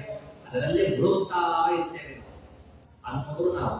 ದೇವರು ಅಜಃ, ಅವನಿಗೆ ಜನ್ಮವೇ ಇಲ್ಲ. ಪ್ರಕೃತಿಯಿಂದ ನಿರ್ಮಾಣಗೊಳ್ಳುವಂತಹ ಶರೀರವೇ ಅವನಿಗೆ ಇಲ್ಲ. ಆದ್ದರಿಂದ ನಿರ್ಗುಣ ಅಜಃ. ಅಂಥವನು ಆ ಪರಮಾತ್ಮ ನಿರ್ಗುಣೋ ನಿರ್ಗುಣೋಹಿ ಅಜೋ ವ್ಯಕ್ತಃ. ಆ ಪರಮಾತ್ಮ ಅವ್ಯಕ್ತ ಸ್ವಭಾವವನ್ನಾಗಿ ಎಲ್ಲ ಕಡೆಗೂ ಆ ಪರಮಾತ್ಮ ತಾನು ಇರ್ತಾನೆ. ಎಲ್ಲಾ ಕಡೆಗೂ ಆ ಪರಮಾತ್ಮ ಇದ್ದು ಪ್ರಕೃತಿಯನ್ನ ಮೀರುವಂತವನಾಗಿ ಸಮಾಯ ಗುಣಮಾವಿಷ್ಯ ಬಾಧ್ಯ ಬಾಧಕನಾಮಗತಃ. ಈ ಪರಮಾತ್ಮ ಎಲ್ಲ ಕಡೆಗೂ ಇದ್ದು ಅವನೇ ವ್ಯಾಪಾರವನ್ನು ಮಾಡ್ತಿರ್ತಾನೆ. ಕರ್ಮಕ್ಕೆ ತಕ್ಕಂತೆ ಎಲ್ಲಾ ಪ್ಲಾನ್ಡ್ ಎಲ್ಲವೂ ಕೂಡ ಎಲ್ಲ ಮುಂಚೆನೆ ವ್ಯವಸ್ಥಿತವಾಗಿ ಸಿದ್ಧ ಇದ್ದದ್ದು ದೇವ ಒಳಗಿದ್ದು ಎಲ್ಲ ಮಾಡ್ತಿರ್ತಾನೆ. ಬಾಧ್ಯ ಬಾಧಕನಾಮಗತಃ. ಬಹಳ ಚೆನ್ನಾಗಿದೆ ಈ ಮಾತಿನ ಅರ್ಥ. ಆಚಾರ್ಯರು ಇದನ್ನ ಸ್ವಲ್ಪ ಒಂದು ಕಡೆಗೆ ಸಂದೇಹ ಬರಬಹುದು, ಶ್ರೀಮದಾಚಾರ್ಯರ ಪರಿಹಾರ ಮಾಡ್ತಾರೆ. ಬಾಧ್ಯ ಬಾಧಕತಾಂಗತಃ. ಪರಮಾತ್ಮ ತಾನೇ ಬಾಧಕರಲ್ಲೂ ಇರುತ್ತಾನೆ, ಬಾಧ್ಯರಲ್ಲೂ ಇರುತ್ತಾನೆ. ಉದಾಹರಣೆಗೆ ಇದೇ ಒಂದು ಕಥೆಯನ್ನೇ ಇಟ್ಟುಕೊಳ್ಳೋಣ. ಇಂದ್ರ ತಾನು ಹೊಡೆದ ವೃತ್ರಾಸುರನನ್ನು. ಇಂದ್ರ ತಾನು ವೃತ್ರಾಸುರನನ್ನು ಹೊಡೆಯುವುದಕ್ಕೆ ಆಯುಧದಲ್ಲಿ ದೇವರು ಬಂದು ಸೇರಿಕೊಂಡ. ಆಯುಧದಲ್ಲಿ ಮಾತ್ರ ಸೇರಿಕೊಳ್ಳಿಲ್ಲ ಪರಮಾತ್ಮ, ಇಂದ್ರನಲ್ಲೂ ಸೇರಿಕೊಂಡ, ವೃತ್ರಾಸುರನಲ್ಲೂ ಸೇರಿಕೊಂಡ. ವೃತ್ರಾಸುರನಲ್ಲಿ ಸೇರಿಕೊಂಡ, ಇಂದ್ರನಲ್ಲಿ ಸೇರಿಕೊಂಡ, ಆಯುಧದಲ್ಲಿ ಸೇರಿಕೊಂಡ, ಎಲ್ಲದರೊಳಗೆ ಸೇರಿಕೊಂಡು ತಾನೇ ಒಂದು ಕೆಲಸವನ್ನ ಪೂರ್ಣವಾಗಿ ಅದನ್ನ ಆ ಮಿಷನ್ ಅಕಾಂಪ್ಲಿಷ್ ಮಾಡಿಬಿಟ್ಟ. ಕೆಲಸ ಮುಗಿಯಿತು. ಇಂದ್ರನಲ್ಲಿ ಯಾಕೆ ಸೇರಿಕೊಂಡ? ಇಂದ್ರನಲ್ಲಿ ಸೇರಿಕೊಂಡು ಇಂದ್ರ ಹೊಡೆಯುವಂತೆ ಮಾಡಿದ, ತಾನೂ ಹೊಡೆದ. ಬಾಧಕತ್ವವನ್ನು ಕೊಟ್ಟ, ತಾನೂ ಬಾಧಕನಾದ. ತಾನು ಅಲ್ಲಿ ಇದ್ದು ಹೊಡೆದ, ಹೊಡೆಯುವಂತೆ ಮಾಡಿದ. ಇಂದ್ರನಲ್ಲಿ ಎರಡೂ ಕೆಲಸಗಳನ್ನ ಮಾಡಿದ. ವೃತ್ರಾಸುರದಲ್ಲಿ ಸೇರಿಕೊಂಡ, ವೃತ್ರಾಸುರದಲ್ಲಿ ಸೇರಿಕೊಂಡು ವೃತ್ರಾಸುರ ಹೊಡಿಸಿಕೊಳ್ಳುವಂತೆ ಮಾಡಿದ. ತಾನು ಹೊಡಿಸಿಕೊಳ್ಳಿಲ್ಲ, ವೃತ್ರಾಸುರ ಹೊಡಿಸಿಕೊಳ್ಳುವಂತೆ ಮಾಡಿದ. ತಾನು ಬರೀ ಇದ್ದ ಅಲ್ಲಿ ಅವನು ಹೊಡಿಸಿಕೊಳ್ಳುವಂತೆ ಮಾಡಿದ. ಇಂದ್ರನಲ್ಲಿ ಇದ್ದ, ತಾನೂ ಹೊಡೆದ, ಅವನು ಇಂದ್ರನು ಹೊಡೆಯುವಂತೆ ಮಾಡಿದ. ಆಯುಧಗಳಲ್ಲಿ ಇದ್ದ, ಹೊಡೆಯುವುದಕ್ಕೆ ಸಾಧನೆ ಅನ್ನುವಂತೆ ಅದನ್ನು ಮಾಡಿದ. ತಾನೇ ಇದ್ದು ಎಲ್ಲ ಕೆಲಸವನ್ನು ಮಾಡಿದ. ಇಷ್ಟೆಲ್ಲ ಮಾಡಬೇಕಾದರೆ ಆ ಪರಮಾತ್ಮ ಅವರವರ ಕರ್ಮಗಳನ್ನೆಲ್ಲವನ್ನ ಲೆಕ್ಕ ಹಾಕಿಬಿಟ್ಟ. ಅದರಲ್ಲಿ ಇಂದ್ರನ ಕರ್ಮ ಏನಿದೆ, ಆ ವೃತ್ರಾಸುರನ ಕರ್ಮ ಏನಿದೆ, ಆ ವಜ್ರಾಯುಧ ನಿರ್ಮಾಣವಾಗಬೇಕಾದ ದೀಚಿಗಳ ಕರ್ಮ ಏನಿದೆ, ಎಲ್ಲಾ ವಿಶ್ವಕರ್ಮನ ಕರ್ಮ ಏನಿದೆ, ಎಲ್ಲಾ ಕರ್ಮಗಳನ್ನು ಲೆಕ್ಕ ಹಾಕಿ ಅದನ್ನ ಒಂದು ಕಡೆಗೆ ಅದನ್ನ ಜಾಯಿಂಟ್ ಮಾಡಿ ಒಂದು ಕೆಲಸಕ್ಕೆ ಅವರವರ ಕರ್ಮಗಳನ್ನು ಒಂದು ಕಡೆ ಒಗ್ಗೂಡಿಸಿ ಪರಮಾತ್ಮ ಎಲ್ಲ ಕೆಲಸಗಳನ್ನು ಮಾಡಿದ. ಒಬ್ಬ ಪರಮಾತ್ಮನೇ ಎಲ್ಲಾ ಕೆಲಸಗಳನ್ನು ಭಗವಂತ ತಾನು ಮಾಡಿದ. ಸಮಾಯ ಗುಣಮಾವಿಷ್ಯ ಬಾಧ್ಯ ಬಾಧಕನಾಂಗತಃ. ಹೀಗೆ ಆ ಪರಮಾತ್ಮ ಎಲ್ಲ ಕರ್ಮಗಳನ್ನು ಕೂಡ ಮಾಡ್ತಾರೆ. ಆದರೆ ಹೆಸರು ಮಾತ್ರ ಇಂದ್ರ ಸಂಹಾರ ಮಾಡಿದ. ವಾಸ್ತವಿಕವಾಗಿ ಸಂಹಾರ ಮಾಡಿದ್ದು ಯಾರು? ದೇವರೇ ಪ್ರಧಾನವಾಗಿ ಇಂದ್ರನಿಂದ ಮಾಡಿಸಿದ. ಹೊಡಿಸಿಕೊಂಡವರು ಯಾರು? ವೃತ್ರಾಸುರ. ಆದರೆ ಹೊಡಿಸಿಕೊಳ್ಳುವಂತೆ ಮಾಡಿದಂಥವರು ಯಾರು? ಪ್ರಧಾನವಾಗಿ ದೇವರು. ಇದು ವೃತ್ರಾಸುರನ ಕಥೆ, ಇಂದ್ರನ ಕಥೆ ಮಾತ್ರವಲ್ಲ, ಇದು ಎಲ್ಲಗಳಿಗೂ ಹೀಗೆ ಇರುವಂಥದ್ದು. ಪ್ರತಿಯೊಬ್ಬರ ಜೀವನದ ಒಂದು ಕರ್ಮವು ಹೀಗೆ. ಭಗವಂತನೇ ಎಲ್ಲವನ್ನು ಮಾಡ್ತಾನೆ. ಆಹಾರವನ್ನು ತಿಂತಾ ಇದ್ದೇವೆ, ಊಟ ಮಾಡಿದ್ದೇವೆ, ಇವತ್ತು ಮಧ್ಯಾಹ್ನ ಊಟ ಮಾಡಿದ್ದೇವೆ. ಆಹಾರದಲ್ಲಿ ಇದ್ದು ಪರಮಾತ್ಮ ಅದು ಜೀರ್ಣವಾಗುವಂತೆ ಮಾಡ್ತಾನೆ, ಶಕ್ತಿಪ್ರದವಾಗುವಂತೆ ಮಾಡ್ತಾನೆ. ರುಚಿಯದೆಲ್ಲ ದೇವರು ತಾನಲ್ಲಿ ಸ್ವಾರ್ಥನಾಗಿ ಇರ್ತಾನೆ, ರುಚಿ ಕೊಡುವಂತೆ ಮಾಡ್ತಾನೆ. ನಮ್ಮಲ್ಲಿ ಇದ್ದು ಪರಮಾತ್ಮ ತಾನದನ್ನ ಮತ್ತೆ ಅದೇ ರೀತಿಯಲ್ಲಿ ಭೋಕ್ತೃ ಭೋಗ್ಯ ಪದಾರ್ಥಗಳಲ್ಲಿ ಇದ್ದು ಅನಿರುದ್ಧ ಸಂಕರ್ಷಣ ವಾಸುದೇವ, ಅನಿರುದ್ಧ ವಾಸುದೇವ ಹಾಗೂ ಪ್ರದ್ಯುಮ್ನ ಸಂಕರ್ಷಣರಾಗಿ ಪರಮಾತ್ಮ ಅಲ್ಲಿ ಇರ್ತಾನೆ. ವಾಸುದೇವ ನಾರಾಯಣನಾಗಿ, ವಾಸುದೇವನಾಗಿ, ಅವಕಾಶಪ್ರದನಾಗಿ ಪರಮಾತ್ಮ ತಾನು ಇರುತ್ತಾನೆ. ಹೀಗೆ ಅಲ್ಲೆಲ್ಲ ಹೇಳುವಂತೆ ಪರಮಾತ್ಮ ಎಲ್ಲಾ ವ್ಯಾಪಾರಗಳನ್ನು ಕೂಡ ಅನಿರುದ್ಧ ನಾರಾಯಣ, ಪ್ರದ್ಯುಮ್ನ ಹಾಗೂ ಸಂಕರ್ಷಣ ಮತ್ತು ವಾಸುದೇವ ಪಂಚರೂಪಗಳಿಂದ ಸರ್ವತ್ರ ಪರಮಾತ್ಮ ತಾನು ಇದ್ದಾನೆ. ಹೀಗೆ ಆ ಭಗವಂತನ ವ್ಯಾಪಾರಗಳನ್ನ ವಿಶೇಷವಾಗಿ ನಮಗೆ ತಿಳಿಸ್ತಾರೆ.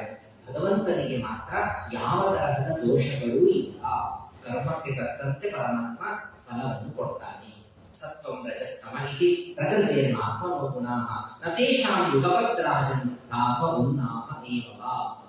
ಯಾವಾಗ ಸತ್ವಾದಿ ಗುಣಗಳಲ್ಲಿ ಸತ್ವಗುಣಕ್ಕೆ ಯಾವಾಗ ಉನ್ನಾಹವಾಗತ್ತೆ, ತಾನೇ ಕೊಡ್ತಾನೆ. ಆಗ ಸತ್ವಗುಣಕ್ಕೆ ಉನ್ನಾಹವಾಗತ್ತೆ.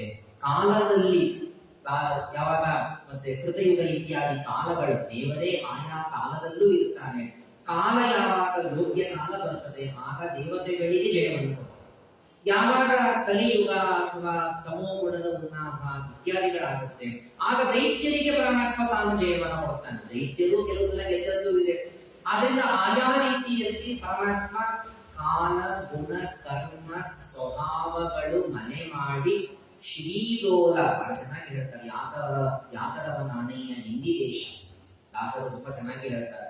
ಕಾಲ ಗುಣ ಕರ್ಮ ಸ್ವಭಾವಗಳ ಮನೆ ಮಾಡಿ, ಆಯಾ ಕಾಲಗಳು ಏನು, ಕರ್ಮಗಳು ಇನ್ನೇನು ಇದೆ, ಸ್ವಭಾವ ಯೋಗ್ಯತೆಗಳು ಇನ್ನೇನು ಇದೆ, ಆಯಾ ಗುಣಗಳ ಉನ್ನಾಹ ಯಾವ್ದಾಗಿದೆ ಯಾವ್ದಾಗಿಲ್ಲ ಎಲ್ಲ ದೇವರನ್ನ ಇಟ್ಟುಕೊಂಡು ಫಲವನ್ನ ಪರಮಾತ್ಮ ಕೊಡ್ತಾನೆ. ಅವನು ಕೊಟ್ಟಾದ ಮೇಲೆ ನಮಗೆ ಗೊತ್ತಾಗತ್ತೆ ಹೀಗಿದೆ ಅಂತ. ಫಲವನ್ನು ಅನುಭವಿಸಿದ ಮೇಲೆ ಗೊತ್ತಾಗತ್ತೆ ಒಳ್ಳೆ ಕಾಲ ಕೆಟ್ಟ ಕಾಲ, ನಮ್ಮ ಕರ್ಮ ಒಳ್ಳೆಯದು ಕೆಟ್ಟದ್ದು ಎಲ್ಲ ಆಮೇಲೆ ತಿಳ್ಕೊಳ್ಬೇಕೇ ಹೊತ್ತು ಆ ಭಗವಂತ ಎಲ್ಲ ಕರ್ಮಗಳನ್ನು ಮಾಡುವಂಥವನು. ಆದ್ದರಿಂದ ಆ ಪರಮಾತ್ಮ ಅವನಲ್ಲಿ ಯಾವುದೇ ತರಹದ ದೋಷಗಳು ಇಲ್ಲ, ಅವನು ಸಮನೇ ಆಗಿದ್ದಾನೆ. ಜ್ಯೋತಿನಾದಿ ವಿವಾಹಾದಿ ಸಂಘಾತಾನ್ನ ವಿವಿಚ್ಯತೆ ವಿಂದಂತಿ ಆತ್ಮಾನ ಆತ್ಮಸ್ಥಂ ಮಥಿತ್ವಾ ಅಭಯೋಂತತಃ. ಜ್ಞಾನಿಗಳು ಇದರಲ್ಲಿ ಇರುವ ಪರಮಾತ್ಮನ ವ್ಯಾಪಾರಗಳನ್ನ, ಪರಮಾತ್ಮನ ರೂಪಗಳನ್ನ ಅವರು ತಿಳಿದು ಅವರು ವಿಶೇಷವಾಗಿ ತಾವು ಭಗವಂತನನ್ನು ಪಡೀತಾರೆ. ಸಾಮಾನ್ಯರು ದೇವರನ್ನ ತಿಳಿಯುವುದರಿಂದ ದೇವರನ್ನ ತಿಳಿಯದೇನೆ ಆಯಾ ಕರ್ಮಗಳಲ್ಲೇನೆ ತಾವು ಮೋಹಿತರಾಗಿ ಅಥವಾ ದುಃಖಿತರಾಗಿ ಅಥವಾ ಹರ್ಷದಿಂದ ಉದ್ರಿಕ್ತರಾಗಿ ತುಂಬಾ ಆನಂದಪಟ್ಟು ತಾವು ಸಂಸಾರದಲ್ಲೇ ಮುಳುಗುವಂತವರಾಗ್ತಾರೆ. ಒಳ್ಳೆ ಆಹಾರ, ಒಳ್ಳೆ ಊಟ ಆಯಿತು ಇವತ್ತು ಮಧ್ಯಾಹ್ನ. ಸಾಮಾನ್ಯ ಜನ ನಾವೆಲ್ಲರೂ ಏನ್ ವಿಚಾರ ಮಾಡಿರ್ತೇವೆ, ಒಳ್ಳೆ ಫಸ್ಟ್ ಕ್ಲಾಸ್ ಊಟ ಇವತ್ತು, ಪಕ್ಷ ಮಾಸ ಬೇಕಾದಂತೆ ಒಳ್ಳೆಯ ಬಡಿ ಇತ್ಯಾದಿಗಳು, ಒಳ್ಳೆ ಭೋಜನವಾಯಿತು ಅಂತ ಹೇಳಿ ಸಂತೋಷ ಪಡೋದು, ಹಿಗ್ಗೋದು, ಇದು ಸಾಮಾನ್ಯವಾಗಿ ನಮ್ಮ ಜೀವನ. ದೇವರನ್ನ ತಿಳಿಯುವುದೇ ಇಲ್ಲ. ಆದರೆ ಜ್ಞಾನಿಗಳು ಸರ್ವತ್ರ ಇರುವಂತಹ ಅವ್ಯಕ್ತ ಸ್ವಭಾವದವನಾದ ಎಲ್ಲಾ ಕಡೆಗೂ ಸರ್ವಕ್ಕೂ ನಿಯಾಮಕನಾದ, ಸರ್ವ ಅವಸ್ಥೆಗಳಿಗೂ ನಿಯಾಮಕನಾದ, ಕಾಲ ನಿಯಾಮಕನಾದ, ಪದಾರ್ಥ ನಿಯಾಮಕನಾದ, ಅದರ ಗುಣಧರ್ಮಗಳಿಗೆ ನಿಯಾಮಕನಾದ, ಜೀವನ ಸ್ವಭಾವಕ್ಕೂ ನಿಯಾಮಕನಾದ, ಎಲ್ಲದಕ್ಕೂ ನಿಯಾಮಕನಾದ ಪರಮಾತ್ಮರನ್ನು ಅಲ್ಲಲ್ಲಿ ತಿಳಿದು ಭಗವಂತನನ್ನ ಕಾಣುವ ಪ್ರಯತ್ನವನ್ನು ಮಾಡ್ತಾರೆ. ಇದೇ ಮಥನದ ಒಂದು ಕೆಲಸ. ಮಥನ ಮಾಡಬೇಕಂದ್ರೆ ದೇವರು ಕಾಣಿಸ್ತಾರೆ. ಒಂದು ಸಣ್ಣ ಕಥೆ ಇದೆ, ಸಾಮಾನ್ಯವಾಗಿ ಇದನ್ನು ಅಲ್ಲಲ್ಲಿ ಹೇಳುತ್ತಿರ್ತಾರೆ. ಕಥೆ ಚೆನ್ನಾಗಿದೆ, ಆದ್ದರಿಂದಾಗಿ ಆ ಕಥೆಯನ್ನ ಸಂಕ್ಷೇಪದಲ್ಲೇ ಕೇಳಿಬಿಡೋಣ. ಒಬ್ಬ ರಾಜ, ಅವನಿಗೆ 3 ಪ್ರಶ್ನೆಗಳಿರ್ತವೆ. ಪ್ರಧಾನ ಒಂದು ಪ್ರಶ್ನೆಯನ್ನೇ ಹೆಚ್ಚು ಆಲೋಚನೆ ಮಾಡುವುದು. ಅವನು ಪ್ರಜೆಗಳಲ್ಲಿ ಒಂದು ಡಂಗುರವನ್ನು ಬಾರಿಸ್ತಾನೆ. ನನ್ನ ಪ್ರಶ್ನೆಗಳಿಗೆ ಯಾರು ಉತ್ತರವನ್ನು ಕೊಡ್ತಾರೆ ಅವರಿಗೆ ಕೇಳಿದ ಬಹುಮಾನ ಕೊಡ್ತಾರೆ, ವಿಪರೀತ ಅವರಿಗೆ ಬಹುಮಾನ ಕೊಡ್ತಾರೆ. ಆದರೆ ನನ್ನ ಪ್ರಶ್ನೆಗೆ ಉತ್ತರ ಕೊಡದೇ ಇದ್ದರೆ ಅವನಿಗೆ ಶಾಸನವನ್ನು ಮಾಡ್ತಾರೆ. ರಾಜ ತಾನು ಘೋಷಣೆಯನ್ನು ಮಾಡಿಸಿದ. ಘೋಷಣೆ ಮಾಡಿಸಿದ್ದಾಯಿತು. ಆ ಘೋಷಣೆಯಲ್ಲಿ ಉತ್ತರ ಕೊಡದೇ ಇದ್ರೆ ಅವರಿಗೆ ಶಾಸನ ಮಾಡ್ತೀನಿ ಅಂತೂ ಇತ್ತು. ಆದ್ರಿಂದ ಯಾರು ಮುಂದೆ ಬರಬೇಕು, ಭಯ. ನಾವೇನು ಉತ್ತರ ಕೊಡ್ಲಿಕ್ಕೆ ಹೋಗ್ಬೇಕು, ರಾಜನಿಗೆ ಸರಿ ಅನ್ನಿಸ್ತೇ ಇದ್ರೆ, ಉತ್ತರ ಕೊಡ್ಲಿಲ್ಲ ಅಂತ ಹೇಳಿ ನಮಗೇನೋ ಹೊಡೆಸ್ಬಿಟ್ರೆ ಬೇಡವೇ ಬೇಡ, ಯಾರು ಮುಂದೆ ಹೋಗ್ಬೇಕು. ಕೊನೆಗೆ ಒಬ್ಬ ಸಣ್ಣ ಪುಟ್ಟ ಹುಡುಗ ಮುಂದೆ ಬಂದ. ಆ ಪುಟ್ಟ ಹುಡುಗ ಮುಂದೆ ಬಂದು ಹೇಳ್ತಾನೆ, ರಾಜ ನಿನ್ನ ಪ್ರಶ್ನೆ ನಾನು ಉತ್ತರ ಕೊಡ್ತೀನಿ, ಪ್ರಶ್ನೆ ಕೇಳುವುದು. ಮೊದಲನೇ ಪ್ರಶ್ನೆ ಇತ್ತು ರಾಜನದು. ರಾಜ ಪ್ರಶ್ನೆ ಕೇಳ್ತಾನೆ, ದೇವರು ಎಲ್ಲಾ ಕಡೆ ಇದ್ದಾನೋ ಇಲ್ಲವೋ? ಮಗು ಹೇಳುತ್ತದೆ, ಎಲ್ಲಾ ಕಡೆಗೂ ಇದ್ದ. ಮತ್ತೆ ಯಾಕೆ ಕಾಣಿಸೋದಿಲ್ಲ? ಇದನ್ನು ನನಗೆ ಚೆನ್ನಾಗಿ ಮನವರಿಕೆ ಆಗಬೇಕು, ಹಾಗೆ ಉತ್ತರ ಕೊಡ್ತೇನೆ. ಎಲ್ಲಾ ಕಡೆಗೂ ದೇವರು ಇರ್ತಾನೆ ಅಂತಾದ್ರೆ ದೇವರು ನಮಗೆ ಯಾಕೆ ಕಾಣಿಸುವುದಿಲ್ಲ? ಕಾಣಬೇಕಾದ್ರೆ ಏನ್ ಮಾಡಬೇಕು? ಇದು ಮೊದಲನೆಯ ಪ್ರಶ್ನೆ. ಉಳಿದ 2 ಪ್ರಶ್ನೆಗಳು ಇದೆ ಅದರಲ್ಲಿ. ಆ ಮಗು ರಾಜನಿಗೆ ಹೇಳುತ್ತೆ, ರಾಜ ನಾನೊಂದು ಲೋಟ, ನನಗೊಂದು ಹಾಲು ತರಿಸಿ. ಪ್ರಸಿದ್ಧ ಕಥೆ ಇದೆ. ನಾನೊಂದು ಲೋಟ ಹಾಲು ತರಿಸುವ. ಹಾಲು ತರಿಸಿದ ರಾಜ ಕೊಟ್ಟ. ಕುಡಿಲಿಕ್ಕೆ ಬೇಕಾಗಿರ್ತದೆ ಮಗು. ಏನು ತರಿಸಿದ? ಒಳ್ಳೆ ಬಾದಾಮಿ ಎಲ್ಲ ಹಾಕಿ ಚಂದಾಗಿ ಕೇಸರಿ ಎಲ್ಲ ಹಾಕಿದ ಹಾಲು ಕೊಟ್ಟ. ಈ ಮಗು ಅದರೊಳಗೆ ಬೆರಳು ತಿರುಗಿಸ್ತಾ ಕೂತ್ಕೊತ. ಮಗು ನಿನಗೆ ಹಾಲು ಬೇಕಾಗಿದೆ, ತಂದು ಕೊಟ್ಟಿದ್ದೆ ಹಾಲನ್ನ, ಚೆನ್ನಾಗಿದೆ, ಒಳ್ಳೆ ಹಾಲು, ಕುಡಿದು ಆಟ ಆಡ್ತಾ ಕೊಡಬೇಡ. ಇಲ್ಲ ಆಟ ಆಡ್ತಾ ಇಲ್ಲ, ಒಂದು ಕೆಲಸ ಮಾಡ್ತಾ ಇದ್ದೀನಿ. ಏನ್ ಮಾಡ್ತಾ ಇದ್ದೀನಿ? ಇಲ್ಲ, ನಾನು ಇದರಲ್ಲಿ ತುಪ್ಪ ಇದೆಯಲ್ಲ, ಆ ತುಪ್ಪವನ್ನ ಕಾಣಲಿಕ್ಕೆ ಪ್ರಯತ್ನ ಮಾಡ್ತಾ ಇದ್ದೀನಿ. ರಾಜ ಅಂದ, ಹೌದು ತುಪ್ಪ ಇದೆ ನಿಜ ಹಾಲೊಳಗೆ, ಹಾಗೆಲ್ಲ ಮಾಡಿದ್ರೆ ತುಪ್ಪ ಸಿಗೋದಿಲ್ಲ. ಆ ಹಾಲು ಅದರೊಳಗೆ ಅದು ಕೆನೆ ಬರ್ತದೆ, ಅದನ್ನ ಹಾಕಿದ ಮೇಲೆ ಅದನ್ನ ಕಡದ ಮೇಲೆ ಚೆನ್ನಾಗಿ ಕಡಿಯೋ ಪದ್ಧತಿ ಇದೆ. ಇನ್ನೊಮ್ಮೆಲ್ಲ ಬೆರಳಾಡಿಸ್ತಾ ಕೂತ್ರೆ ಬರ್ತದ? ಇಲ್ಲ, ಅದನ್ನ ಕಡಿಲಿಕ್ಕೆ ಒಂದು ಕ್ರಮ ಇದೆ. ಚೆನ್ನಾಗಿ ಮಥನ ಮಾಡಬೇಕು. ಚೆನ್ನಾಗಿ ಮಥನ ಮಾಡಿದರೆ ಮಾತ್ರ ಅದರಲ್ಲಿ ಬೆಣ್ಣೆ ಸಿಗುತ್ತೆ. ಬೆಣ್ಣೆಯನ್ನ ಕಾಯಿಸಬೇಕು ಅಂದ್ರೆ ತುಪ್ಪ ಸಿಗುತ್ತೆ. ಇಷ್ಟು ಅದಕ್ಕೆ ಪ್ರಾಸೆಸ್ ಇದೆ. ಆ ಕ್ರಮದಲ್ಲಿ ಮಾತ್ರ ಸಿಗತ್ತೆ, ಹೊರತು ಇಲ್ಲದೆ ಇದ್ರೆ ಅಂದ್ರೆ ರಾಜ ಇಲ್ಲಿ ತುಪ್ಪ ಇದೆ ತಾನೆ, ಹೌದಪ್ಪ ತುಪ್ಪ ಇದೆ, ಕಾಣಿಸ್ಬೇಕಾದ್ರೆ ಕ್ರಮ ಇದೆ, ಕ್ರಮದಲ್ಲಿ ಮಾಡಿದರೆ ಮಾತ್ರ ಸಿಗತ್ತೆ.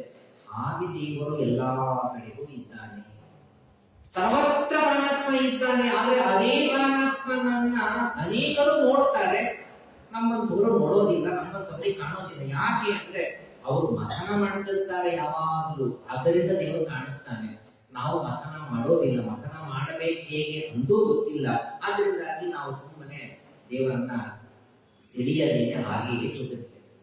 ಇದನ್ನ ಆ ಮಾತನ್ನು ಹೇಳ್ತಾರೆ, ಜ್ಯೋತಿರಾದಿ ವಿವಾಹಾತಿ ಸಂಘಾತಾಂ ನ ವಿವಿಚ್ಯತೆ ವಿಂದಂತಿ ಆತ್ಮಾನಮಾತ್ಮಸ್ಥಂ ಮಥಿತ್ವಾ ಕವಯೋಂತತಃ. ಜ್ಞಾನಿಗಳು ತಾವು ಮಥನ ಕ್ರಮವನ್ನು ತಿಳ್ಕೊಂಡಿದ್ದಾರೆ. ಮಥನ ಮಾಡೋದು ಹೇಗೆ? ಶ್ರವಣ ಮರಣ ನಿಧಿಧ್ಯಾಸನಗಳಿಂದ. ದೇವರನ್ನ ಚೆನ್ನಾಗಿ ತಿಳ್ಕೋಬೇಕು, ಶಾಸ್ತ್ರಗಳಿಂದ ಶ್ರವಣ ಮಾಡಬೇಕು, ಯುಕ್ತಿಯನುಸಂಧಾನ ಮಾಡ್ಕೋಬೇಕು, ಮನನವಾಗಬೇಕು. ಆಮೇಲೆ ಅದನ್ನ ಚೆನ್ನಾಗಿ ಭಗವಂತನ ಗುಣಗಳನ್ನ ರೂಪಗಳನ್ನ ಧ್ಯಾನ ಮಾಡಬೇಕು, ನಿಧಿಧ್ಯಾಸನ. ಹೀಗೆ ಶ್ರವಣ ಮರಣ ನಿಧಿಧ್ಯಾಸನಗಳನ್ನು ಚೆನ್ನಾಗಿ ಮಾಡಿದಾಗ ಮಾತ್ರ ಪರಮಾತ್ಮ ಸರ್ವತ್ರ ಇರುವವನು ನಮಗೆ ಕಾಣಿಸ್ತಾನೆ, ಅವನು ಕಾಣಲಿಕ್ಕೆ ಯೋಗ್ಯರಾಗ್ತಾನೆ. ನಾವು ಮಥನ ಮಾಡಿದರೆ ಮಾತ್ರ, ಇಲ್ಲದೆ ಇದ್ರೆ ಇಲ್ಲ. ಹಾಗೆ ಆ ಮಗು ಉತ್ತರವನ್ನ ಕೊಟ್ಟಂತೆ ರಾಜನಿಗೆ ತುಂಬಾ ಸಂತೋಷವಾಯಿತಂತೆ. ಎಷ್ಟು ಒಳ್ಳೆ ಉತ್ತರ ಕೊಟ್ಟಿಯಪ್ಪ. ಇದೇ ಒಳಗೆ, ಕಟ್ಟಿಗೆಯ ಒಳಗೆ ಅಗ್ನಿ ಇದೆ, ಕಾಷ್ಠದಲ್ಲೇ ಅಗ್ನಿ ಇದೆ. ಆದ್ರೆ ಆ ಅಗ್ನಿ ಕಾಣಿಸ್ತದ? ಯಾರಿಗಾದ್ರೂ ಬಿಸಿ ಸುಡುತ್ತದ? ಸುಡೋದೇ ಇಲ್ಲ. ಯಾಕೆ? ಇದರೊಳಗೆ ಅಗ್ನಿ ಇದೆ, ಸುಡೋದಿಲ್ಲ. ಯಾವಾಗ ಸುಡತ್ತೆ? ಚೆನ್ನಾಗಿ ಮಥನ ಮಾಡಿದ, ಅರಣಿ ಮಥನ ಮಾಡಿದಾಗ ಒಳಗಿರುವ ಅಗ್ನಿ ಸುಡುವಂತೆ ಕಾಣುವಂತೆ. ಆ ರೀತಿಯಲ್ಲಿ ಪರಮಾತ್ಮ ಸರ್ವತ್ರ ಇದ್ದರೂ ಕೂಡ ಶ್ರವಣಾದಿಗಳಿಂದ ಅವರನ್ನು ನಾವು ಮಥನ ಮಾಡಿದಾಗ ಮಾತ್ರ ಪರಮಾತ್ಮ ಕಾಣಿಸ್ತಾನೆ. ಹಾಗೆ ಆ ದೇವರನ್ನ ನಾವು ತಿಳಿಯಬೇಕು, ಸರ್ವತ್ರ ಇದ್ದಾನೆ ಅಂತ ಶುಕಾಚಾರ್ಯರು ಪರೀಕ್ಷಿತನಿಗೆ ಹೇಳ್ತಾ ಇದ್ದಾರೆ. ಯಥಾ ಸುಕ್ಷಪುರ ಆತ್ಮನಃ ಪರೋ ರಜಸ್ಸಜತ್ತೇಷ ಪೃಥಕ್ ಸಮಾಯ. ಇಂತಹ ಪರಮಾತ್ಮ ತಾನು ಎಲ್ಲೂ ಕಾಣಿಸಿಕೊಳ್ಳೋದಿಲ್ಲ, ಸರ್ವತ್ರ ಪರಮಾತ್ಮ ಇರ್ತಾನೆ. ಇದ್ದು ರಜೋಗುಣವನ್ನು ನಿಮಿತ್ತ ಮಾಡಿಕೊಂಡು ಸೃಷ್ಟಿ ಮಾಡ್ತಾನೆ, ಸತ್ವಗುಣದ ನಿಮಿತ್ತವನ್ನು ಮಾಡಿಕೊಂಡು ರಕ್ಷಣೆ ಮಾಡ್ತಾನೆ, ತಮೋಗುಣದ ನಿಮಿತ್ತವನ್ನು ಮಾಡಿಕೊಂಡು ಆ ಪರಮಾತ್ಮ ಲಯವನ್ನು ಮಾಡ್ತಾನೆ. ಹೀಗೆ ಗುಣಗಳಿಂದ ಪರಮಾತ್ಮ ಸೃಷ್ಟಿಯಾದಿಗಳನ್ನು ಮಾಡ್ತಾನೆ, ಹೊರತು ಗುಣವನ್ನ ತಾನು ಬಳಕೆ ಮಾಡುತ್ತಾನೆ. ಗುಣಗಳು ಇವನಿಗೆ ಬಂಧಕವಲ್ಲ. ಹಗ್ಗವನ್ನ ಕೈಯಲ್ಲಿ ಇಟ್ಟುಕೊಂಡ ವ್ಯಕ್ತಿ ಹಗ್ಗದಿಂದ ತನ್ನ ತಾನೇ ಕಟ್ಟಿಸಿಕೊಡ್ತಾನ? ಯಾವ ಬುದ್ಧಿವಂತನೂ ಕೂಡ ತಾನು ಹಗ್ಗವನ್ನ ಕೈಯಲ್ಲಿ ಇಟ್ಟುಕೊಂಡು ತನಗೆ ತಾನೇ ಕಟ್ಟಿಕೊಳ್ಳುವುದಿಲ್ಲ. ಹಾಗೆ ಸತ್ವಾದಿ ಗುಣಗಳು ಎಂಬ 3 ಹಗ್ಗವನ್ನ ಇಟ್ಟುಕೊಂಡ ದೇವರು ನಮ್ಮನ್ನ ಕಟ್ಟುವುದಕ್ಕೆ ತನ್ನನ್ನು ತಾನೇ ಬಂಧನ ಮಾಡಿಕೊಳ್ತಾನ? ತನಗೆ ತಾನೇ ಬಂಧನ ಮಾಡಿಕೊಳ್ಳುವುದಿಲ್ಲ. ತುಂಬಾ ಪರೀಕ್ಷಾವಂತ, ತುಂಬಾ ಜ್ಞಾನಿ ಆ ಪರಮಾತ್ಮ. ಆದ್ದರಿಂದ ಸತ್ವಾದಿ ಗುಣಗಳಿಂದ ಬರಬಹುದಾದ ಯಾವ ದೋಷಗಳು ಪರಮಾತ್ಮನಿಲ್ಲ. ಅದರಿಂದಾಗಿ ವೈಷಮ್ಯವೂ ಕೂಡ ಆ ಪರಮಾತ್ಮನಲ್ಲಿ ಇಲ್ಲ. ಇದೇ ಒಂದು ವಿಷಯದಲ್ಲಿ ಒಂದು ಇತಿಹಾಸವನ್ನು ಹೇಳ್ತೇನಪ್ಪ ಪರೀಕ್ಷಿತ, ಕೇಳು. ದೊಡ್ಡದಾದಂತಹ ರಾಜಸೂಯ, ಆ ರಾಜಸೂಯ ವಾಸುದೇವ ಭಗವತಿ ಸಾಯುಜ್ಯಂ ಚೇದಿ ಭೂಜ.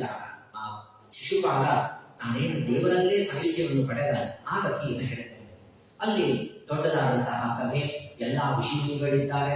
ತುಂಬಾ ದೊಡ್ಡದಾದಂತಹ ಸಭೆಯಲ್ಲಿ ಅಲ್ಲಿ ಯುಧಿಷ್ಠಿರ ಪ್ರಶ್ನೆಯನ್ನು ಕೇಳುತ್ತಾನೆ.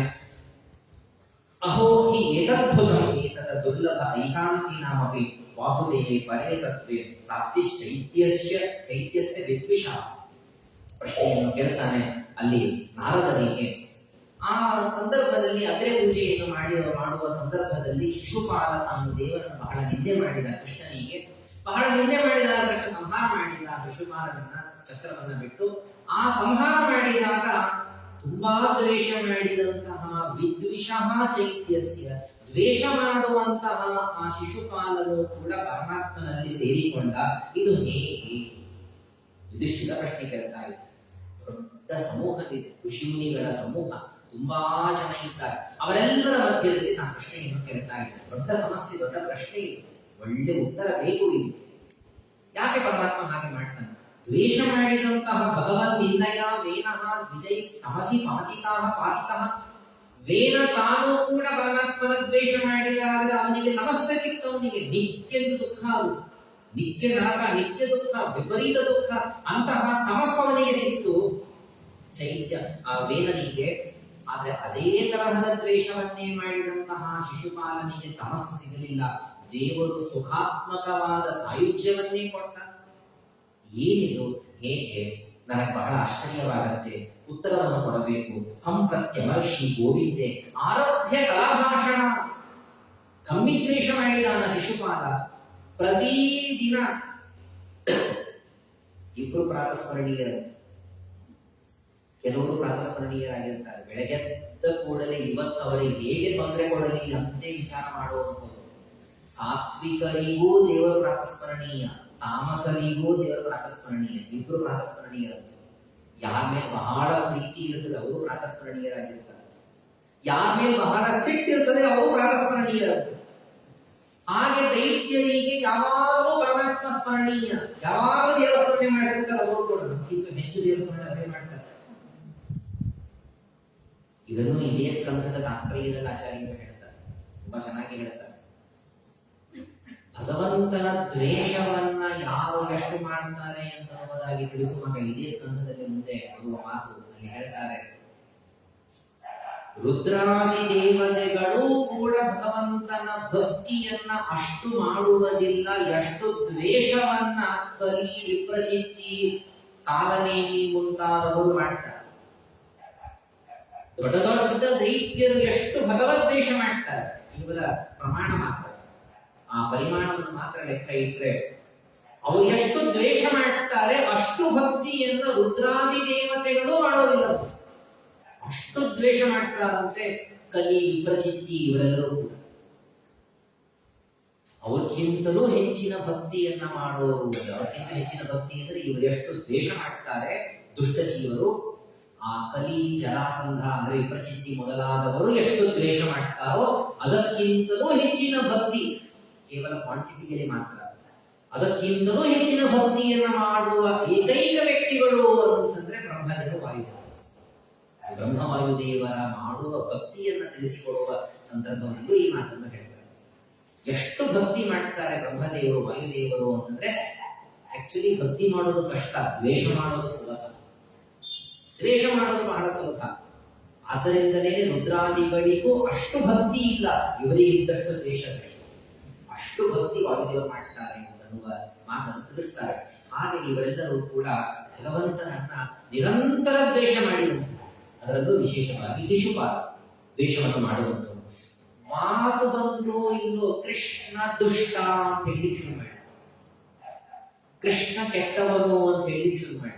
ಶಿಶುಪಾಲ ಮಾತು ಬಂದಾಗಿಂದ ಹಿಡ್ಕೊಂಡು ಆಗಿನಿಂದಲೇ, ಇನ್ನು ಮಾತು ಬಂದ ಮೇಲಂತೂ ಬೇರೇನು ಕೆಲಸನೇ ಇಲ್ಲ, ಯಾವಾಗಲೂ ಕೃಷ್ಣನ್ ಬೇಕಾಗಿರ್ಬೇಕು ಅಂಥವನು. ಶವನೋ ರಸಕೃಷ್ಣಂ ಯತ್ಬ್ರಹ್ಮವರಮೋಮೇಯಂ ಶ್ವಿತ್ರೋ ನ ಜಾತೋ ಜಿಹ್ವಾಯಾಂ ನಾಂಧಂ ವಿವಿಶತು ತಮಃ. ಇವನ ಬಾಯಿಯಲ್ಲಿ ನೀರದ ಯಾಕದು ಕುಷ್ಠರೋಗವಾಗಿರುವ ಗೊತ್ತಿಲ್ಲ, ಅಷ್ಟು ನಾಲಿಗೆಯಿಂದ ಇವನು ಆಡಿದ ಮಾತಿನಲ್ಲಿ ಏನಾದರೂ ಮಾತುಗಳಿವೆ ಅಂದ್ರೆ ಕೃಷ್ಣನ ನಿಂದಾತ್ಮಕ ಮಾತುಗಳೇ ಇವನು. ಅಂತಹ ಯಾವಾಗಲೂ ಈ ಶಿಶುಪಾಲ ಹಾಗೂ ದಂತವಕ್ರ ಇವರಿಗೂ ಯಾವಾಗಲೂ ದೇವರ ಬಗ್ಗೆ ದ್ವೇಷ ಮಾಡಬೇಕು, ಶಾಪ ಕೊಡಬೇಕು ಅವನಿಗೆ.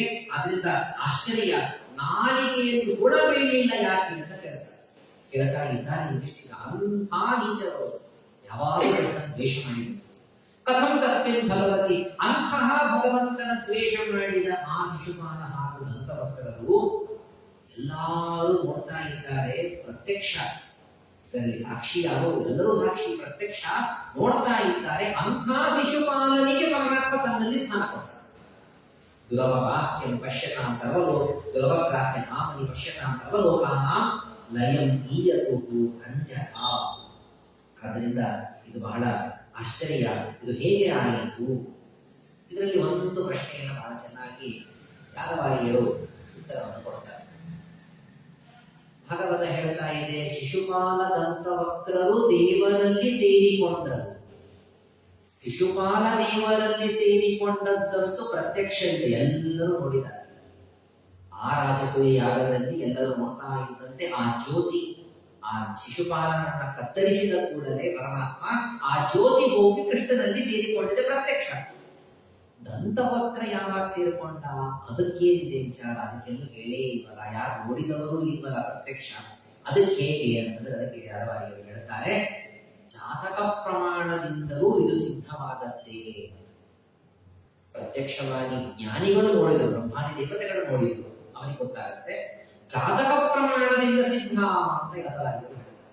ಅಂದ್ರೆ ದಂತವಕ್ರನಲ್ಲೂ ಹೀಗೆ ಆದದ್ದು, ಅಲ್ಲೂ ಆ ಜ್ಯೋತಿ ಅದು ಹೋಗಿ ಪರಮಾತ್ಮನಲ್ಲಿ ಸೇರಿಕೊಂಡದ್ದು.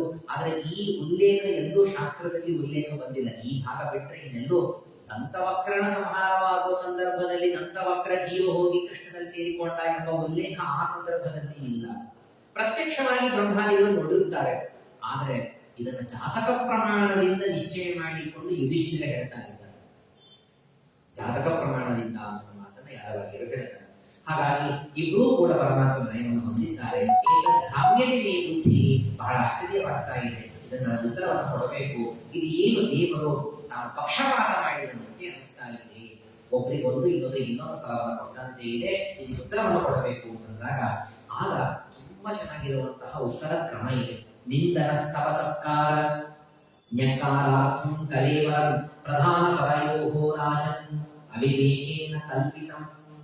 ಭಗವಂತನ ನಿಂದೆಯನ್ನ ಮಾಡಿದಂಥವರಿಗೂ ಕೂಡ ಯಾಕೆ ನಾಕವಾಗಲಿಲ್ಲ ಆ ಶಿಶುಪಾಲನಿಗೆ ಎಂಬ ಮಾತಿನ ಅಭಿಪ್ರಾಯ ಏನಪ್ಪ ನಿಂದು ಅಂತ ಯುಧಿಷ್ಠಿರನಿಗೆ ನಾರದರು ಕೇಳ್ತಾರೆ.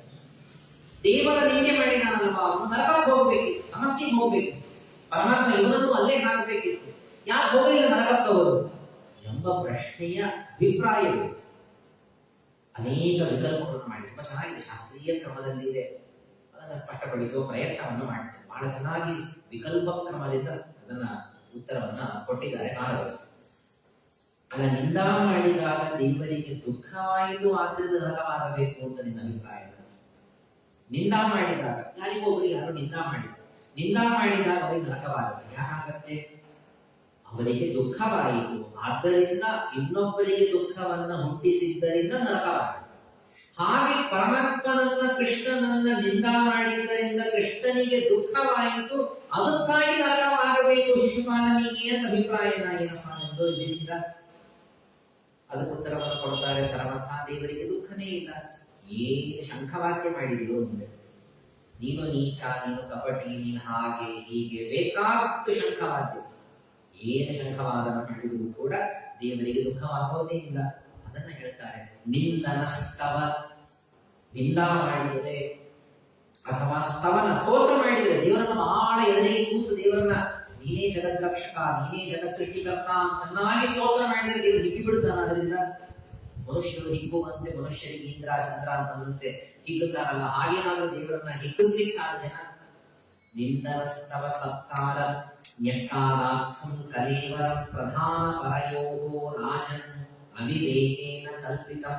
ಇದೆಲ್ಲವೂ ಕೂಡ ಏನಿದೆ ನಿಂದ ಸತ್ಕಾರ ಅಥವಾ ಮತ್ತೊಂದು ಪೂಜಾ, ಇದೆಲ್ಲವೂ ಕೂಡ ಮಾಡಿದಾಗ ಅತಿಯಾದ ಸಂತೋಷ ಅಂತನ್ನೋದು ಯಾರಿಗೆ ಈ ತರಹದ ಶರೀರವಿದೆಯಲ್ಲ ಅವರಿಗೆ ಮಾತ್ರ. ಶರೀರವನ್ನು ಯಾರಾದರೂ ಕೂಡ ಶರೀರವನ್ನು ನೋಡಿ ಏನು ಒಳ್ಳೆ ಚೆನ್ನಾಗಿರುವಂತಹ ರೂಪ ಅಂತ ಸ್ತೋತ್ರ ಮಾಡಿಬಿಟ್ರೆ, ಶರೀರಕ್ಕೆ ಸ್ತೋತ್ರ ನಾವು ಹೀಗಿರ್ತೇವೆ.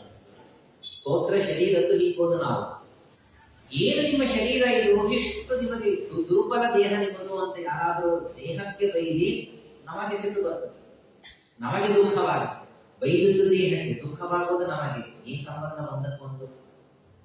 ಯಾರಿಗೋ ಬೈದರೆ ನಾವ್ಯಾಕೆ ದುಃಖ ಪಡಬೇಕು ಅಥವಾ ಸಂತೋಷ ಪಡಬೇಕು? ತುಂಬಾ ಚೆನ್ನಾಗಿ ಈ ಮಾತನ್ನ ಗೀತಾ ಭಾಷ್ಯದಲ್ಲಿ 2ನೇ ಅಧ್ಯಾಯದಲ್ಲಿ ಮಾತ್ರ ಸ್ಪರ್ಶಾಸ್ತು ಕೌಂತೆಯ ಶೀತೋಷ್ಣ ಸುಖ ದುಃಖದಾಹ ಅನ್ನುವ ಶ್ಲೋಕದ ವಿವರಣೆ ಮಾಡ್ತಾ ಇರಬೇಕಾದಾಗ ಶ್ರೀಮದಾಚಾರ್ಯರು ಟೀಕಾಕೃತ್ಪಾದರು ತುಂಬಾ ಚೆನ್ನಾಗಿ ಹೇಳ್ತಾರೆ, ತುಂಬಾ ಅದ್ಭುತವಾಗಿ ಹೇಳ್ತಾರೆ. ಏನು ಸಂಬಂಧ ಅಂತಂದ್ರೆ ಇದು ಬಹಳ ದೊಡ್ಡ ವಿಷಯ ನಿಜವಾಗ್ಲೂ. ಇವತ್ತು ಪೇಪರ್ದಲ್ಲಿ ಅಥವಾ ಯಾರೋ ಸುದ್ದಿ ಹೇಳಿದ್ರು, ಯಾವುದೋ ದೇಶದಲ್ಲಿ ಏನೋ ಯುದ್ಧ ನಡೀತಾ ಇದೆಯಲ್ಲ, ಯುಕ್ರೇನು ಗಾಜಾ 2-3 ಅಲ್ಲಲ್ಲ ಯುದ್ಧಗಳು ನಡೀತಾ ಇದೆ. ಯುಕ್ರೇನಿನಲ್ಲಿ ಎಲ್ಲೋ ಒಂದು ಮನೆಯ ಮೇಲೆ ಒಂದು ಬಾಂಬ್ ಬಿತ್ತು, 10 ಜನ ಹೋದರು. ಸುದ್ದಿ ನ್ಯೂಸ್ ಬಂತು. ನಮಗೆ ದುಃಖ ಎಷ್ಟಾಗತ್ತೆ, ನಮಗೆಲ್ಲರಿಗೂ ಕೂಡ ಏನಾದ್ರು ದುಃಖವಾಗತ್ತ? ಇನ್ ಬಹಳ ದುಃಖವಾಗುವುದಿಲ್ಲ ಅಲ್ಲ. ಅಯ್ಯೋ ಪಾಪ ಸಹಜವಾಗಿ ಅಂದ್ಬಿಡ್ತಾರೆ, ಅಯ್ಯೋ ಪಾಪ ಅಂತ ಅಂದ್ಬಿಡ್ತಾರೆ. ಬಾಳೆ ದುಃಖವಾಗೋದಿಲ್ಲ. ಗಾಜಾದಲ್ಲಿ ಏನೋ ಆಯ್ತು, ಏನೋ ಬಾಂಬ್ ಇತ್ತು, ಏನೋ ಆಯ್ತು, 4 ಜನ ಸೈನಿಕರು ಹೋದರು, ಅಷ್ಟೇ ನ್ಯೂಸ್ ಮಾಸ್ತೆ ಓದ್ಕೊಂಡು ಹೋಗ್ಬಿಟ್ಟಿರ್ತೀವಿ. ಬಾಳೆ ಮನಸ್ಸಿಗೆ ಪರಿಣಾಮ ಆಗಿರೋದಿಲ್ಲ. ಅದೇ ಒಂದು ವಿಷಯ ಬಂತು ಭಾರತದಲ್ಲಿ. ಎಲ್ಲೋ ಒಂದು ಕಡೆಗೆ ಪಾಪ ಉಗ್ರವಾದಿಗಳು ಒಂದು ಒಳ್ಳೆ ಧಾರ್ಮಿಕ ಕುಟುಂಬದವರನ್ನ ಪಾಪ ಏನೋ ಹೊಡೆದರು, ಅವನಿಗೇನೋ ತೊಂದರೆ ಆಯಿತು ಅಂತ ವಿಷಯವನ್ನ ಕೇಳಿದ್ವಿ. ಧಾರ್ಮಿಕ ಕುಟುಂಬ ಒಳ್ಳೆಯವರು ಅಂತ ಕೇಳಿದ್ವಿ, ಭಾರತದಲ್ಲಿ ಅಂತ ಕೇಳಿದ್ವಿ, ಮನಸ್ಸಿನ ಸ್ವಲ್ಪ ನೋವಾಯಿತು. ಅದರಲ್ಲೂ ಇನ್ನೂ ಒಂದು ಸುದ್ದಿ ಬಂತು, ಬೇರೆ ಇನ್ನೂ ಒಂದು ಸುದ್ದಿ ಬಂತು.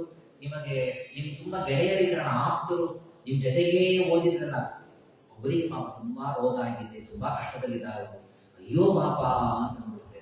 ಬಹಳ ದುಃಖವಾಗುತ್ತೆ, ಹೆಚ್ಚು ದುಃಖ ಆಗುತ್ತೆ. ಅಷ್ಟರಲ್ಲಿ ಯಾರೋ ಇನ್ನೂ ಒಂದು ಸುದ್ದಿ ಹೇಳಿದ್ರು, ನಿಮ್ ಬಳಗದವರಿಗೆ ಏನೋ ತೊಂದರೆ ಆಗಿದೆ ಅಂತೆ, ಏನೋ ಜ್ವರ ಬಂದಿದಂತೆ, ಬಹಳ ವೀಕ್ ಆಗಿದ್ದಾರೆ, ಅಡ್ಮಿಟ್ ಆಗಿದ್ದಾರೆ, ತುಂಬಾ ದುಃಖವಾಗುತ್ತೆ. ಆಮೇಲೆ ಸ್ವಲ್ಪ ಹೊತ್ತಿಗೆ ಸುದ್ದಿ ಎಲ್ಲ ನಮಗೇ ಜ್ವರ ಬಂತು, ಇನ್ನೂ ದುಃಖವಾಗುತ್ತೆ. ಇದನ್ನೆಲ್ಲ ಗಮನಿಸ್ತಾ ಹೋದರೆ ದುಃಖಕ್ಕೆ ಕಾರಣ ಏನು? ಎಷ್ಟೆಷ್ಟು ಅಭಿಮಾನವನ್ನು ನಾವು ಪಡಿತೇವೆ ಅಷ್ಟಷ್ಟು ದುಃಖ ಹೆಚ್ಚಾಗುತ್ತೆ. ಎಲ್ಲೋ ಯಾವುದೋ ದೇಶದಲ್ಲಿ ಎಲ್ಲೋ ಏನೋ ಯಾರಿಗೋ ಆಗಿದೆ, ಏನು ದುಃಖವಾಗೋದಿಲ್ಲ ನಮಗೆ. ನಮ್ಮ ದೇಶ ಅಂತನ್ನೋ ಒಂದು ಮಾತಿನ ಸ್ವಲ್ಪ ಅಭಿಮಾನವಿದೆ, ಹಾಗಾಗಿ ನಮ್ಮ ದೇಶದಲ್ಲಿ ಏನೋ ಆಯಿತು, ಸ್ವಲ್ಪ ಹೆಚ್ಚು ದುಃಖವಾಗುತ್ತೆ. ಅದರಲ್ಲೂ ಕೂಡ ನಮ್ಮ ಸಂಬಂಧಿಕರು, ಗೆಳೆಯರು, ಬಳಗದವರು ಅಂತಂದು ಕೂಡ ಇನ್ನೂ ಹೆಚ್ಚಿನ ದುಃಖವಾಗುತ್ತೆ.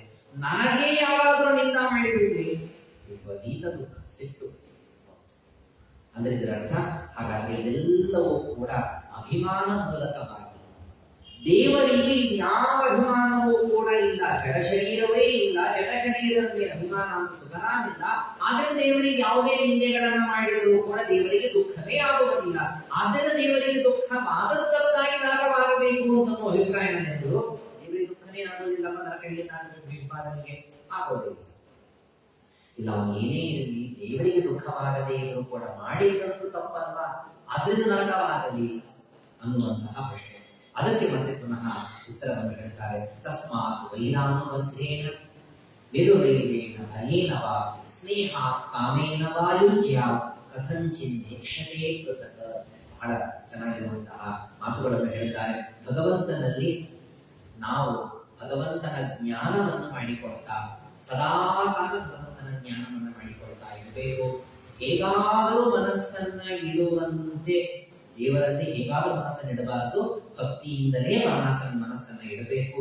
ಮನಸ್ಸನ್ನ ದೇವರಲ್ಲಿ ನಾನಾ ವಿಧವಾಗಿ ಇಡಲು ಸಾಧ್ಯವಿದೆ. ದೇವರಿಗೆ ಕಿಂಚಿತ್ತೂ ದುಃಖ ಇಲ್ಲ, ನಾವು ಮಾಡುವ ನಿಂದಾಳಿಂದ ಅವನಿಗೆ ದುಃಖವಾಗುವುದಿಲ್ಲ. ಅಲ್ಲ, ಕರ್ಮ ಅನ್ನೋ ನಿಷಿದ್ಧ ಅನ್ನುವ, ಹೌದು, ನಿಷಿದ್ಧ ಕರ್ಮಗಳನ್ನ ಮಾಡಬಾರದು, ದೇವರನ್ನಿಂದ ಮಾಡಬಾರದು. ಶಿಶುಪಾಲನೆಗೆ ನರಕವಾಗಬೇಕಿತ್ತಲ್ವಾ ಅಂದ್ರೆ ಹೌದು, ನರಕವಾಗೂ ಆಗಿದೆ. ಯಾರಿಗೆ ಇರತಕ್ಕಂತಹ ದುಷ್ಟ ಜೀವನಿಗೆ. ಶಿಷ್ಟ ಜೀವನಿಗೆ ಭಕ್ತಿಯನ್ನು ಮಾಡ್ತಾ ಇದ್ದದ್ರಿಂದ ಅವನಿಗೆ ಅದರಿಂದ ಒಳ್ಳೆ ಸತ್ಕರ್ಮದ ಫಲರೂಪವಾಗಿ ಪರಮಾತ್ಮ ಒಳ್ಳೆಯ ತನ್ನಲ್ಲೇ ಸ್ಥಾನವನ್ನು ಕೂಡ ಕೊಟ್ಟಿದ್ದಾನೆ. ಅದರಿಂದ ಕೊನೆಗೆ ಒಂದು ಮಾತನ್ನು ಹೇಳ್ತಾರೆ, ಭಗವಂತನಲ್ಲಿ ಮನಸ್ಸನ್ನ ಇಡುವುದಕ್ಕೆ ಹೇಗಾದರೂ ಸಾಧ್ಯವಿದೆ, ಆದರೆ ನಾವು ಹೇಗಾದರೂ ಮನಸ್ಸನ್ನ ಇಡೋದಲ್ಲ, ಭಕ್ತಿಯಿಂದಲೇ ಮನಸ್ಸನ್ನ ದೇವರಲ್ಲಿ ಇಡಬೇಕು, ಭಕ್ತಿಯಿಂದಲೇ ಸ್ಮರಣವನ್ನು ಮಾಡಬೇಕು. ಸ್ನೇಹ ಕಾಮೇನ ವಾಯುಜ್ಯ ಅಂತೆಲ್ಲ ಹೇಳ್ತಾ ಭಕ್ತಿಯಿಂದಲೇ ಪರಮಾತ್ಮನಲ್ಲಿ ಮನಸ್ಸನ್ನು ಇಡಬೇಕು. ಕೆಲವರೆಲ್ಲರೂ ಕೂಡ ದೃಷ್ಟಾಂತಗಳನ್ನು ಹೇಳ್ತಾರೆ. ಮೊದಲಿಗೆ ಜರಾಸಂಧ, ಮಾಗಧಾತ್ಯ, ಜರಾಸಂಧಾದಿಗಳು ನಿತ್ಯದಲ್ಲಿ ಭಗವಂತನ ದ್ವೇಷವನ್ನೇ ಮಾಡ್ತಾರೆ, ನಿತ್ಯದಲ್ಲಿ ದ್ವೇಷವನ್ನೇ ಮಾಡ್ತಾರೆ. ದ್ವೇಷದ ಮುಖಾಂತರ ಪರಮಾತ್ಮನಲ್ಲಿ ಮನಸ್ಸನ್ನು ಇಡುತ್ತಾರೆ. ಅವರಿಗೆ ನಿತ್ಯ ಸಮಸ್ಯೆ, ನರಕನೇ ಅವರಿಗೆ. ಇನ್ನ ಗೋಪಿಕಾ ಸ್ತ್ರೀಯರು ಗೋಪ್ಯ ಕಾಮ. ಗೋಪಿಕಾ ಸ್ತ್ರೀಯರು ತಾವು ಮೊದಲಿಗೆ ಕಾಮವನ್ನು ಮಾಡಿದರು, ಕೃಷ್ಣನಲ್ಲಿ ಕಾಮನೆಯನ್ನ ಮೊದಲಿಗೆ ಇಟ್ಟರು. ಕ್ರಮವಾಗಿ ಕಾಮನ ಕಮ್ಮಿಯಾಯಿತು, ಭಕ್ತಿ ಹೆಚ್ಚಾಯಿತು. ಭಕ್ತಿಯಿಂದಲೇ ಕೊನೆಗೆ ಕೃಷ್ಣನನ್ನ ನೆನೆದು ಮೋಕ್ಷವನ್ನು ಪಡೆದರು. ಅಂದ್ರೆ ಇನಿಷಿಯಲ್ ಆಗಿ ಸ್ಟಾರ್ಟ್ ಮಾಡುವಾಗ ಒಬ್ಬೊಬ್ರು ಒಂದೊಂದು ತರಹದ ಭಕ್ತಿಯನ್ನ ದೇವರಲ್ಲಿ, ದೇವರ ಸ್ಮರಣೆಯನ್ನು ಒಂದೊಂದು ರೀತಿಯಲ್ಲಿ ಮಾಡಿದ್ದಾರೆ. ಕೊನೆಗೆ ಭಕ್ತಿ ಮಾಡಿ ಮೋಕ್ಷವನ್ನು ಪಡೆದಿದ್ದಾರೆ. ಆ ದೃಷ್ಟಾಂತಗಳನ್ನು ಹೇಳ್ತಾ ಹೋಗ್ತಾರೆ. ಗೋಪ್ಯ ಕಾಮ ಭಯಾತ್ ಕಂಸ. ಕಂಸ ಮೊದಲಿಗೆ ಭಯಪಟ್ಟ, ಕಂಸ ಮೊದಲಿಗೆ ಭಯದಿಂದ ಕೃಷ್ಣ ಸ್ಮರಣೆಯನ್ನು ಮಾಡುವುದಕ್ಕೆ ಆರಂಭ ಮಾಡಿದ. ಕಂಸ ಅಂತಂದ್ರೆ ಕಂಸನಲ್ಲಿದ್ದ ಮೃದು ಋಷಿಗಳು ಅಂತ. ಮೊದಲಿಗೆ ಭಯ ಬಂತು, ತುಂಬಾ ಹೆಚ್ಚು ಭಯ ಆಗ್ತಾ ಇತ್ತಂತೆ. ಏನು ದಿನಕ್ಕೊಂದು ಹೊಸ ಬ್ರೇಕಿಂಗ್ ನ್ಯೂಸ್. ಇವತ್ತು ಕೂತನ ಸತ್ತಳು, ನಾಳೆ ಶಕಟಾಸುರ ಹೋದ, ಮತ್ತೊಬ್ಳು ಹೋದ, ಇನ್ನೊಬ್ಳು ಹೋದ. ಏನು ಪ್ರತಿ ನಿತ್ಯ ಒಂದೊಂದು ಸುದ್ದಿ ಕೇಳಬೇಕು, ಭಯ ಪಡಬೇಕು. ಯಾರು? ಕಂಸನಲ್ಲಿದ್ದ ಮೃದು ಋಷಿಗಳು. ಆರಂಭದಲ್ಲಿ ನಿರಂತರ ಸ್ಮರಣೆ ಭಯದಿಂದ ಬಂತು, ಕ್ರಮವಾಗಿ ಭಯ ಹೋಯಿತು. ಇವರ ದೊಡ್ಡ ಯೋಗ್ಯತೆ ಮೃದು ಋಷಿಗಳದು. ವಿಶೇಷವಾಗಿ ಭಕ್ತಿಯನ್ನ ಮಾಡಿ ಮಾಡಿ ಮಾಡಿ ಪರಮಾತ್ಮನನ್ನು ಪಡೆದರು. ಕಾಲನೇಮಿ ಎಂಬ ದುಷ್ಟ ಅವನು ಭಯದಿಂದ ದ್ವೇಷದಿಂದಲೇ ಪರಮಾತ್ಮನನ್ನ ಕೃಷ್ಣನ ಸ್ಮರಣೆ ಮಾಡಿ ಮಾಡಿ ಅವನು ತಮಸ್ಸಿಗೆ ಹೋಗ್ಬಿಟ್ಟ, ನರಕಕ್ಕೆ ಹೋದ. ಈಚೆ ಮೊದಲಿಗೆ ಭಯವಿದ್ದರೂ ಕೂಡ ಆಮೇಲೆ ಭಕ್ತಿಯನ್ನೇ ಮಾಡಿದ್ರು. ಹಾಗೆ ಭಯ ಕಂಸ, ದ್ವೇಷ ಚೈದ್ಯಾದಯೋ ನೃಪ. ಹಾಗೆ ಶಿಶುಪಾಲಾದಿಗಳು ಕೂಡ ಆರಂಭದಲ್ಲಿ ದ್ವೇಷ ಮಾಡಿದರೂ ಕೂಡ ಆಮೇಲೆ ಭಕ್ತಿಯನ್ನ ಮಾಡಿ, ಅರ್ಥಾತ್ ಜಯ ಹಾಗೂ ವಿಜಯ, ಇವರು ಆಮೇಲೆ ಭಕ್ತಿಯನ್ನೇ ಮಾಡಿ ಪರಮಾತ್ಮನನ್ನೇ ಪಡೆದಿದ್ದಾರೆ. ಯಾದವರು ನೀವೆಲ್ಲರೂ ಕೂಡ ಯಾದವರು ಅಥವಾ ಪಾಂಡವರು ನೀವೆಲ್ಲರೂ ಕೂಡ ಬಹಳ ಸ್ನೇಹದಿಂದ ಅಂತ ಹೇಳ್ತಾರೆ. ಅಂದ್ರೆ ಮೊದಲಿಗೆ ಬಹಳ ಗೆಳೆತನ, ಸ್ನೇಹ, ಸಂಬಂಧ, ವೃಷ್ಟಿಗಳೆಲ್ಲರೂ ಕೂಡ ತಾವು ಸಂಬಂಧದಿಂದ ನಮ್ಮ ಬಳಗದವನು ಕೃಷ್ಣ ಅಂತ ನೆನೆದು ಕೊನೆಗೆ ಆ ಸಂಬಂಧವನ್ನ ಕಡಿಮೆ ಮಾಡಿ ಭಕ್ತಿಯನ್ನೇ ಹೆಚ್ಚು ಮಾಡ್ತಾ ಭಕ್ತಿಯಿಂದ ಕೃಷ್ಣನನ್ನು ನೆನೆದು ಮೋಕ್ಷವನ್ನು ಅವರು ಪಡೆಯುತ್ತಾರೆ. ಹಾಗೆ ನಾವು ಎಲ್ಲರೂ ಕೂಡ ಅನ್ನೋ ಮಾತನ್ನು ನಾರದರು ಹೇಳುವುದರ ಮುಖಾಂತರ ಭಕ್ತಿಯನ್ನ ಮಾಡುವುದೇ, ಭಕ್ತಿಯ ಮುಖಾಂತರ ಕೃಷ್ಣನನ್ನ ನೆನೆಯುವ ಕ್ರಮ. ಇನ್ನು ಯಾವ ಕ್ರಮದಿಂದ ದೇವರನ್ನ ನೆನೆದರೂ ಕೂಡ ಅದು ಉತ್ತಮವಾದದ್ದಲ್ಲ. ಇವತ್ತು ನಾವು ದೇವರನ್ನ ಹೀಗೆ ನೆನೆಯೋದಿಲ್ಲ ಅನೇಕ ಸಂದರ್ಭದಲ್ಲಿ. ಅದಕ್ಕೂ ಈ ಮಾತು ಬಹಳ it holds good current situation ಇಂದ. ಪರಮಾತ್ಮರನ್ನ ನಾವು ಹೇಗೆ ನೆನೆಸ್ತೀವಿ ಅಂತಂದ್ರೆ ಅವನೊಬ್ಬ ATM ಮಷೀನ್ ಇರ್ತಾನೆ. ಬಹಳ ಜನ ಹಂಗೆ ನೆನೆಯೋದು ಇಲ್ಲ. ಏನ್ ATM ಮಷೀನ್? ಪರಮಾತ್ಮ ರೋಗ ಆಗಿದೆ, ಏನ್ ಜಪ ಮಾಡಿ ಹೇಳು ಅಂತ ಹೇಳಿ ಆ ದೇವರಿಗೆ ಅವನೊಂದು 1000 ಜಪ ನಾಮಸ್ಮರಣೆ ಮಾಡಿದೀನಿ, ನನಗೆ ಆರೋಗ್ಯ ಕೊಡು. ಏನೊಂದು ATM ಮಷೀನ. ಆರೋಗ್ಯ ಬೇಕಾದ್ರೆ ಆರೋಗ್ಯ ಸಿಗತ್ತೆ, ದುಡ್ಡು ಬೇಕಾದ್ರೆ ದುಡ್ಡು ಸಿಗತ್ತೆ. ಇದೊಂದು ಮಷೀನ ದೇವರನ್ನ ಹಾಗೆ ಕಾಣೋದ ನಾವು. ಏನ್ ಬೇಕೋ ನೀಡುವಂಥವನು, ನಮಗೇನ್ ಬೇಕಾ, ಕೆಲಸ ಇದೆಯಾ, ಹೋಗಿ ದೇವಸ್ಥಾನಕ್ಕೆ ಹೋಗಿ, ಮಠಕ್ಕೆ ಹೋಗಿ ಆ ಕೃಷ್ಣನ ಒಂದಿಷ್ಟು ಪ್ರದಕ್ಷಿಣೆ ಹಾಕಿ ನಿಮ್ಗೇನ್ ಬೇಕೋ ಸಿಗತ್ತೆ. ಆ ಶ್ರೀನಿವಾಸ, ಆ ಭಗವಂತ, ರಾಮ, ಕೃಷ್ಣ, ವೇದವ್ಯಾಸ, ಅನೇಕ ಪರಮಾತ್ಮನ ರೂಪಗಳು, ನಿಮಗೇನ್ ಸಮಸ್ಯೆನ ಹೋಗಿ. ಸಮಸ್ಯೆ ಅಂದ್ರೆ ಹೋಗಿ ಅಂತ ಅರ್ಥ.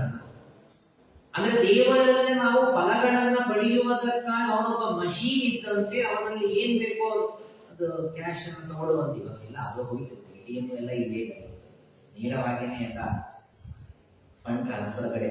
ಆ ದೃಷ್ಟಾಂತ ಕೊಡೋದು ಕಮ್ಮಿ ಆಗತ್ತೆ. ಏನ್ ಬೇಕೋ ಕೊಡುವಂಥವನು ಆ ದೇವರ. ಏನ್ ಬೇಕೋ ಕೊಡುತ್ತಾನೆ. ವಾಸ್ತವ ಅಂದ್ರೆ ನಾವು ದೇವರನ್ನ ನೋಡೋದು ಹೇಗೆ? ನಮ್ಮ ದೇವರು ಅಂತ ನೋಡಬೇಕೇ ಹೊರತು ನಮಗೆ ಕೆಲಸ ಇದ್ದಾಗ ಅವನು ಕೊಡ್ತಾನೆ ನಮಗೇನಾದ್ರು ಅಂತ ಅಷ್ಟೇ ನೋಡಬೇಕಾ? ನೋಡುವ ರೀತಿಯಲ್ಲಿ ಬಹಳ ವ್ಯತ್ಯಾಸವಿದೆ. ಶ್ರೀಮದ್ ಭಾಗವತ ಈ ಸಪ್ತಮ ಸ್ಕಂದದ ಸಂದರ್ಭದಲ್ಲಿ ನಾರದರು ತಿಳಿಸಿಕೊಡ್ತಾರೆ, ದೇವರನ್ನ ಭಕ್ತಿಯಿಂದ ನೋಡಬೇಕೇ ಹೊರತು ಕೆಲಸ ಬಂದಾಗ ನಮಗೆ ಕೊಡ್ತಾನೆ. ಅವನೊಬ್ಬರಿದ್ದಾನೆ, ಲಾಸ್ಟ್ ಒಬ್ಬರಿದ್ದಾರೆ. ನಮಗೆ ಏನೇ ಎಲ್ಲೆಲ್ಲೂ ಏನೋ ಕೆಲಸವಾಗೋದಿಲ್ವಾ, ದೇವರಿದ್ದಾನೆ, ಅವರು ನೋಡ್ಕೊತಾನೆ ನಮ್ಮನ್ನ. ಅಷ್ಟರ ಮಾತ್ರದಿಂದ ದೇವರನ್ನು ನೋಡುವುದು ಬೇಡ, ಭಕ್ತಿಯಿಂದ ನಾವು ದೇವರನ್ನು ನೋಡಬೇಕು. ಈ ಸಂಬಂಧ ನಮಗೂ ದೇವರಿಗೂ ಇದೆ. ನಮ್ಮನ್ನ ಹುಟ್ಟಿಸಿದವನು, ನಮಗೆ ರಕ್ಷಣೆ ಮಾಡುವಂಥವನು, ನಮ್ಮ ಅಸ್ತಿತ್ವಕ್ಕೆ ಅವನೇ ಕಾರಣ. ಕೊಡುವವನೂ ಅವನು ವಾಸ್ತವ. ಎಲ್ಲಾನೂ ಕೊಡ್ತಾನೆ, ಅದು ನಿಜನೇ. ಆದ್ರೆ ಕೊಡ್ತಾನೆ ಅನ್ನೋದಕ್ಕಾಗಿ ಮಾತ್ರ ದೇವರ ಕಡೆ ಹೋಗದೇ ಇರುವಂತೆ ಸರ್ವದಾ ದೇವರನ್ನ ಅತ್ಯಂತ ಸ್ನೇಹದಿಂದ, ಅತ್ಯಂತ ಭಕ್ತಿಯಿಂದ ನೋಡುವಂತೆ ನಾವು ಜೀವನದಲ್ಲಿ ಅಭ್ಯಾಸವನ್ನು ಮಾಡಿಕೊಳ್ಳಬೇಕು ಅಂತನ್ನುವುದನ್ನ ತಿಳಿಸ್ತಾ ನಾರದರು ತುಂಬಾ ಚೆನ್ನಾಗಿರುವಂತಹ ಉತ್ತರವನ್ನು ಕೊಟ್ಟಿದ್ದಾರೆ. ಹಾಗೆ ನೀವು ವಿಶೇಷವಾಗಿ ಭಕ್ತಿಯಿಂದ ಪರಮಾತ್ಮನನ್ನು ಕಾಣುತ್ತೀರಾ ಅಂತನ್ನುವುದಾಗಿ ಹೇಳ್ತಾ, ಇನ್ನ ಇದೇ ಸಂದರ್ಭವನ್ನೇ ಯುಧಿಷ್ಠಿರ ಮತ್ತೆ ಪ್ರಶ್ನೆ ಕೇಳುತ್ತಾನೆ. ಆ ಶಿಶುಪಾಲ ದೇವರನ್ನ ಸೇರಬೇಕಾದ್ರೆ ಅವನು ಜಯ ಅಂತನ್ನುವ ಮಾತನ್ನು ಹೇಳಿದಾಗ, ಹಾಗಾದ್ರೆ ಜಯ ಅವನಿಗೆ ಶಾಪ ಯಾಕೆ ಬಂತು ಇತ್ಯಾದಿ ಎಲ್ಲ ಪ್ರಶ್ನೆಗಳು. ಅಂದ್ರೆ ಪ್ರಧಾನ ಪ್ರಶ್ನೆಗೆ ಉತ್ತರ ಬಂದದ್ದಾಗಿದೆ. ದೇವರಿಗೆ ಸಾಮ್ಯ ಖಂಡಿತವಾಗಿ ಇದೆ. ದೇವರಲ್ಲಿ ವೈಷಮ್ಯ ಇಲ್ಲ ಅನ್ನುವುದಾಗಿ ತಿಳಿಸಿಕೊಟ್ಟು ಆ ಕಥೆಯ ಮೇಲೆ ಮತ್ತೆ ಪ್ರಶ್ನೆಗಳನ್ನು ಶುರು ಮಾಡಿದಾಗ ಆ ಶಾಪಗಳು ಜಯ ವಿಜಯನಿಗೆ ಸಿಗುವ ಶಾಪ, ಅವಳು 3 ಜನ್ಮಗಳು, ಮೊದಲನೇ ಜನ್ಮ ಹಿರಣ್ಯಕಶಿಪು ಹಿರಣ್ಯಾಕ್ಷ. ಆ ಹಿರಣ್ಯಕಶಿಪುವಾದಾಗ ಅವನು ಮಾಡಿದಂತಹ ತಪಸ್ಸು, ಅವನು ಮಾಡಿದ ಅನೇಕ ಅನ್ಯಾಯಗಳು, ಅವನಿಗಿರುವಂತಹ ಮಕ್ಕಳು, ಅದರಲ್ಲಿ ಒಬ್ಬರು ಪ್ರಹ್ಲಾದನ ಅನೇಕ ಅವನ ಗುಣವಂತಿಕೆ, ಪ್ರಹ್ಲಾದನ ತಪಸ್ಸು, ಪ್ರಹ್ಲಾದನ ಸ್ತೋತ್ರ, ಅವನ ಭಕ್ತಿ ಇತ್ಯಾದಿಯಾಗಿ ಎಲ್ಲ ವಿಚಾರಗಳನ್ನ ಹೇಳಿದರು. ಇವನು ನಾಳೆ ದಿನ ಈ ಮುಂದಿನ ಪ್ರಹ್ಲಾದ ರಾಜನ ಚರಿತ್ರೆ, ನರಸಿಂಹದೇವರ ಚರಿತ್ರೆ ನಾಳೆ ದಿನ ಹೇಳಿದರು. ಶ್ರೀಕೃಷ್ಣ.